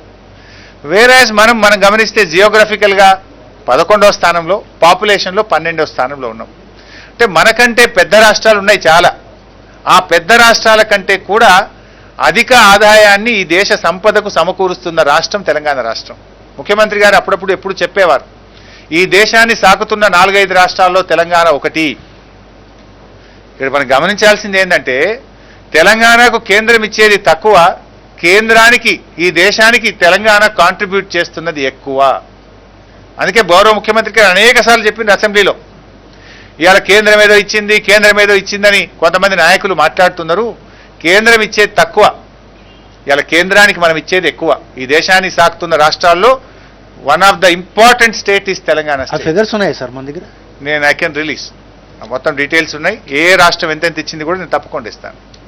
ఇక్కడ మీరే చూస్తున్నారు కదా భాయ్ సార్, ఇప్పుడు 6th హైయెస్ట్ కాంట్రిబ్యూటర్ మనం. అండ్ జనరల్గా ఇన్ఫ్యాక్ట్ ఇప్పుడు కేంద్రం మీద మనకిచ్చింది అంటున్నారు కదా, కేంద్ర అవసరాలు మనం ఇచ్చే ఆదాయం మీద తీసుకుంటున్నారు. దేశ రక్షణ, ఇవాళ కేంద్రానికి కొన్ని బాధ్యతలు ఉంటాయి కదా, దేశ రక్షణ కావచ్చు, దేశానిలో కొన్ని సెక్టర్స్ను వాళ్ళు గవర్నమెంట్ ఆఫ్ ఇండియా చూసేటువంటి సెక్టార్స్కు మనమిచ్చే కాంట్రిబ్యూషన్ మీద కేంద్ర ప్రభుత్వం నడుస్తుంటుంది. కానీ కేంద్రం ఏదో మనకిస్తుందంట. కేంద్రం ఇచ్చేది మన హక్కుగా, మన వాటాగా మనకు వస్తున్నటువంటిదే తప్ప లేదా కొత్తగా వచ్చేటువంటిది ఏం లేదు. In fact Telangana is contributing more. ఇవి వాస్తవాలైనటువంటి విషయాలు. సో మా మిత్రులతో నా మనవి ఏంటంటే దయచేసి కొంచెం ఈ ఫిగర్స్ రేపు ప్రజలకు అర్థమయ్యే సులభమైనటువంటి పద్ధతిలో మీరు వీటిని ప్రజలకు, ఈ రాష్ట్ర ప్రజలకు అందించాల్సినటువంటి అవసరం ఉంది. ఎందుకంటే ఒక అబద్ధాన్ని 100 సార్లు చెప్తే నిజమైద్ది అన్నట్టు ఈ మధ్య ప్రతిపక్షాలు గోబల్స్ ప్రచారానికి పాల్పడ్డారు. ఒక్కొక్కరు పెద్ద గొంతు చేసుకొని వాళ్ళు మాట్లాడుతున్నారు. మేము చెప్తున్నది ఏంది? మేము పెడుతున్నది ఓన్లీ ఫిగర్స్ పెట్టినాం. మేము సాధించిన పురోగతిని పెట్టినాం. ఇవాళ ఈ దేశంలో ఏ బీజేపీ పాలిత రాష్ట్రం కంటే, ఏ కాంగ్రెస్ పాలిత రాష్ట్రం కంటే తెలంగాణ ఎంత ముందున్నది, ఎంత బాగా మేము గ్రోత్ రేట్ని అచీవ్ చేసినాం అనేటువంటి విషయాలు మేము ప్రజల ముందు పెట్టినాం. ఇది ప్రభుత్వ పనితీరుకు గీట్రాయి. సార్ మినిస్టర్ గారు, ఇప్పుడు మీరు కేబినెట్ సబ్ కమిటీ చైర్మన్ దాదాపు 2 నెలలు అవుతుంది. గవర్నమెంట్ నుంచి ఒక clear cut figure vacancies position ఇంతవరకు రాలేదు. సో ఫిగర్స్ అన్ని కూడా రెడీ అయిపోయినాయి. త్వరలోనే అది రాష్ట్ర కేబినెట్కు గౌరవ ముఖ్యమంత్రి గారికి మేము ప్రజెంట్ చేస్తున్నాం. దాంట్లో ఒక డిఫికల్టీస్ ఒక 2-3 ఏమొచ్చినాయి అంటే, ఈ మధ్యలోనే మనకు ఇది వచ్చింది. ఏదొచ్చిందంటే డిస్ట్రిక్ట్ బైఫర్కేషన్ యాక్ట్ వచ్చింది. కొత్త మనకు జోనల్ జిల్లాలకు సంబంధించి ప్రెసిడెన్షియల్ ఆర్డరు మనకు వచ్చింది. దాంట్లో ఈ కొత్త జిల్లాల ఆధారంగా local post, zonal post, multi zonal post, state పోస్టుగా చేయాలి. సో రిక్రూట్మెంట్ చేసేటప్పుడు ఏమైందంటే ఆ జిల్లా ప్రజలకు 95% ఖాళీలు ఆ జిల్లా ప్రజలకే ఉద్యోగాలు వస్తాయి. ఏది జిల్లా పోస్ట్ అయితే. జోనల్ పోస్ట్లో దాని రిజర్వేషన్ ఉంటుంది. సో కొత్తగా వచ్చినటువంటి జోనల్ ఆధారంగా ఆ ఉద్యోగులను మనం బైఫర్కేట్ చేయాల్సిన అవసరం ఉంటుంది. అప్పుడు దెన్ మనకు బ్రాడ్ ఫిగర్ వచ్చింది. But district wise post identify చేయకపోతే మళ్ళా ఏదైనా ఒక జిల్లాకు నష్టం జరిగే అవకాశం ఉంటుంది. మనకు బ్రాడ్గా ఎన్ని ఖాళీలు ఉన్నాయి అనేటువంటిది మేము లెక్క చేసినాం. కానీ ఉమ్మడి జిల్లా ఆధారంగా అప్పుడు రిక్రూట్మెంట్ అయింది. ఇప్పుడు వాళ్ళను కొత్త జిల్లాల ఆధారంగా వాళ్ళను బైఫర్కేషన్ ప్రక్రియ జరిగితే ఏ జిల్లాలో ఎన్ని ఖాళీలు అనేటువంటివి గుర్తించాలి. అది గుర్తించడం పూర్తయిపోతే అప్పుడు మనం నోటిఫికేషన్ ఇస్తే ఆ లోకల్ వాళ్లకు ఎక్కువ లాభం జరిగేటువంటి అవకాశం ఉంది. అండ్ అది కూడా మొత్తం ఎక్సర్సైజ్ పూర్తయిపోయి ఆల్మోస్ట్ తుది దశకు చేరుకున్నది. Very shortly we are going to submit it to the government. మంత్రి గారు అగ్రికల్చర్ తర్వాత ఎలక్ట్రిసిటీ బిల్స్ కు సంబంధించి మీరు ఇప్పుడు జీడిపి జిఎస్డిపి గురించి చెప్పారు. రేపు ఆ చట్టాలు అమలైతే ఇదే జీడిపిలో మన అగ్రికల్చర్ ఎలక్ట్రిసిటీ రంగాలు ఇదే విధంగా ఉంటాయని భావిస్తున్నారా? అందుకే కదనే మా బాధ అంతా కూడా. ఇవాళ కేంద్ర ప్రభుత్వము ఆ చట్టాన్ని వెనక్కి తీసుకోవాలని ఇవాళ తెలంగాణ ప్రభుత్వం అసెంబ్లీలోనే తీర్మానం చేసింది కదా. తెలంగాణ ప్రభుత్వము ఇవాళ మేము అగ్రికల్చర్ ఫ్రెండ్లీ స్టేట్. గౌరవ ముఖ్యమంత్రి గారు స్వయంగా ఒక రైతు. ఆయన రైతు బాంధవుడు, రైతు కోసం పనిచేసే ముఖ్యమంత్రి గారు. అందుకే ఈ కేంద్ర ప్రభుత్వం ఈ మధ్య తెచ్చిన 2 చట్టాలు రైతుకు గుదిబండగా మారుతాయి. ఇవాళ విద్యుత్ చట్టం కావచ్చు, వ్యవసాయ చట్టం కావచ్చు. ఈ 2 చట్టాలను కూడా రద్దు చేయాలని, ఈ 2 చట్టాలను వెనక్కు తీసుకోవాలని తెలంగాణ రాష్ట్ర సమితి, తెలంగాణ ప్రభుత్వము అనేక సందర్భాల్లో మేము డిమాండ్ చేస్తూ వస్తున్నాం, దాన్ని వ్యతిరేకిస్తూ వస్తున్నాం. ఇది మంచిది కాదు. రేపు ఏమైతాయి? మీరన్న విద్యుత్ చట్టము, ఆ విద్యుత్ చట్టంలో ఏముందంటే వాళ్ళు వాడినటువంటి పదం, విద్యుత్ చట్టంలో ఆడిట్ ఉండాలి, ఎలక్ట్రిసిటీ ఆడిట్ ఉండాలి అని వాళ్ళు మాట్లాడుతున్నారు. ఆడిట్ అనేది ఎప్పుడు పాసిబుల్ అవుతుంది? ప్రతి వినియోగదారుడికి మీటర్ పెట్టి ఎంత కరెంటు వాడిండు అని లెక్క తేలితే ఆడిట్ అనే ఎనర్జీ ఆడిట్ అనేది జరుగుతుంది. When you can do audit. ఈరోజు మనము రైతులకు ఎట్లాగో ఫ్రీ కరెంట్ ఇస్తున్నాం కదా, దానికి మీటర్లు ఎందుకు? ఫ్రీ కరెంటే అన్నప్పుడు మళ్ళీ మీటర్ పెట్టుడు ఎందుకు, లెక్క తీసుడు ఎందుకు అని మీటర్లు లేకుండా ఈ రాష్ట్రంలో రైతులకు 24 గంటల ఉచిత విద్యుత్ ఇస్తున్నాం. కేంద్ర ప్రభుత్వ విద్యుత్ చట్టంలో ఏమన్నది? ఎనర్జీ ఆడిట్ చేయాలి అని ఒక యాక్ట్లో వాళ్ళు నిబంధన పెట్టినారు. When audit is possible? కొలమానం ఏంటి? ఆడిట్ జరగాలంటే లెక్క తీయాలి, ఎవరు ఎంత కరెంటు వాడినరు అని లెక్క తీయాలి. లెక్క తీయాలంటే ఏం చేయాలి? ప్రతి వ్యవసాయ బావి దగ్గర, బోరు దగ్గర కరెంటు మీటరు పెట్టి ఏ రైతు ఎన్ని యూనిట్ల కరెంటు కాల్చిండో లెక్క తీయాలి. ఇక్కడ డేంజర్ మీరు ఒక్కటి గమనించాలి. వాళ్ళు ఆ రోజు సిలిండర్లు సబ్సిడీ మీద ఇచ్చేటప్పుడు ఏమన్నారు? అరే మేము సబ్సిడీ మీద సిలిండర్లు ఇవ్వము, అదే డబ్బును మీ అకౌంట్లో వేస్తాము, ఎంతైతే డిఫరెన్స్ ఉందో ఆ డిఫరెన్స్ను సబ్సిడీ రూపంలో మీ బ్యాంకులో వేస్తామన్నారు. స్టార్ట్ చేసిండ్రు. స్టార్ట్ చేసినప్పుడు 250 రూపాయల సబ్సిడీ, ద డిఫరెన్స్ ఏదైతే ఉందో అకౌంట్లో వేసినారు. మొదటి నెలలో, 2 నెలల్లో, 3 నెలల్లో వేసిండ్రు. స్లోగా ఏం చేసిండ్రు? సబ్సిడీని ఆ 250 నుంచి తగ్గిస్తూ ఇప్పుడు 40 రూపాయలకు తెచ్చిండ్రు. రేపు కూడా మీటర్ పెట్టుండ్రి ఎనర్జీ ఆడిట్ అంటారు. మీటర్ పెట్టినాక ఏమంటారు, చిన్నగా ఇప్పుడు మీరు ఎట్లయితే గ్యాస్ సిలిండర్ల సబ్సిడీని తగ్గించుకుంటూ వచ్చిండ్రో, రేపు ఎనర్జీ ఆడిట్ పేరు మీద బావుల దగ్గర బోర్ల దగ్గర మీటర్లు పెట్టి అక్కడ కూడా సబ్సిడీని తగ్గిస్తాము అని చెప్పి మళ్ళీ అగైన్ రేపు రైతుల మీద భారం వేసేటువంటి ఒక కుట్ర జరుగుతూ ఉంది. అందుకే మేము దాన్ని వ్యతిరేకిస్తాం. మంత్రి గారు, ఈ వ్యవసాయ రంగం మీద ప్రభుత్వం గడిచినటువంటి 7 ఏళ్లలో వేల కోట్ల రూపాయలను ఖర్చు చేస్తూ ఉంది. పండించిన పంటను ప్రభుత్వమే కొంటా ఉంది. కానీ పంట ఏదైతే ఉందో అది ఇతర రాష్ట్రాలకు కావచ్చు లేదంటే ఇతర దేశాలకు ఎగుమతి చేయడంలో కొంత సఫలం కాలేదు. అందులో ఎక్కువ నష్టం వస్తూ ఉంది. పంటంతా కూడా గోదాములలో ఉండిపోతుంది అన్నది ఒక టాక్ నడుస్తుంది. దాని మీద ఒకసారి క్లారిటీ ఇవ్వండి సార్. ఇప్పుడు మీరు అంటున్నది లాభ నష్టాలు అనేటువంటివి ఏ రూపంలో చూస్తాం? లాభ నష్టాలు అనేటువంటివి మేము చూసేది రైతుల జీవితాలు బాగుపడడంలో లాభంగా చూస్తాం మేము. కొన్ని సందర్భాల్లో ప్రభుత్వం నష్టపోయినా రైతులు లాభపడడమే ప్రభుత్వం యొక్క లక్ష్యం. మీరు గమనిస్తే ఆ రోజు దేశంలో అతి ఎక్కువ ఆత్మహత్యలు చేసుకున్న రాష్ట్రాలు ఏవి అన్నప్పుడు పార్లమెంట్లో సమాధానం వచ్చేది తెలంగాణ అండ్ విదర్భ. ఇవి దేశంలో అతి ఎక్కువ ఆత్మహత్యలు జరిగే ప్రాంతంగా అప్పుడు యూపీఏ ప్రభుత్వం అనేక సార్లు పార్లమెంట్లో చెప్పారు. ఈ మధ్య ఎన్డీఏ ప్రభుత్వం ఇదే పార్లమెంట్లో ఆన్సర్ ఇచ్చారు. తెలంగాణ రాష్ట్రంలో రైతు ఆత్మహత్యలు గణనీయంగా తగ్గుముఖం పట్టినాయి. కారణం ఏంటి?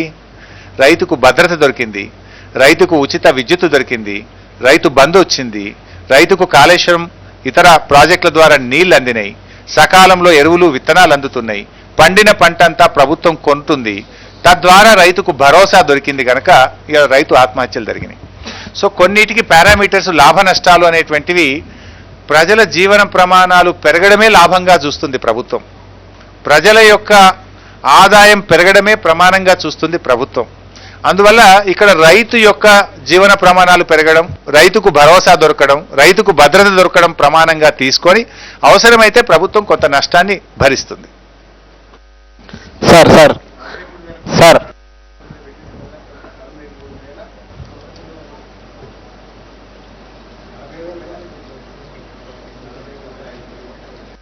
సార్ రాష్ట్ర ఆదాయ క్యాపిటల్ డెడ్ బటన్ ఎంత ఉందో చెప్పగలరు? సార్ రాష్ట్ర సొంత ఆదాయం గణనీయంగా పెరుగుతుంది అని చెప్పారు కదా సార్. అదే సమయంలో అప్పులు కూడా పెరుగుతున్నాయి. ఏదైనా స్కీమ్ అమలు చేయాలంటే ప్రభుత్వ ఆస్తులు అమ్ముతా అంటున్నారు. దీన్ని ఏ రకంగా అర్థం చేసుకోవాలి సార్?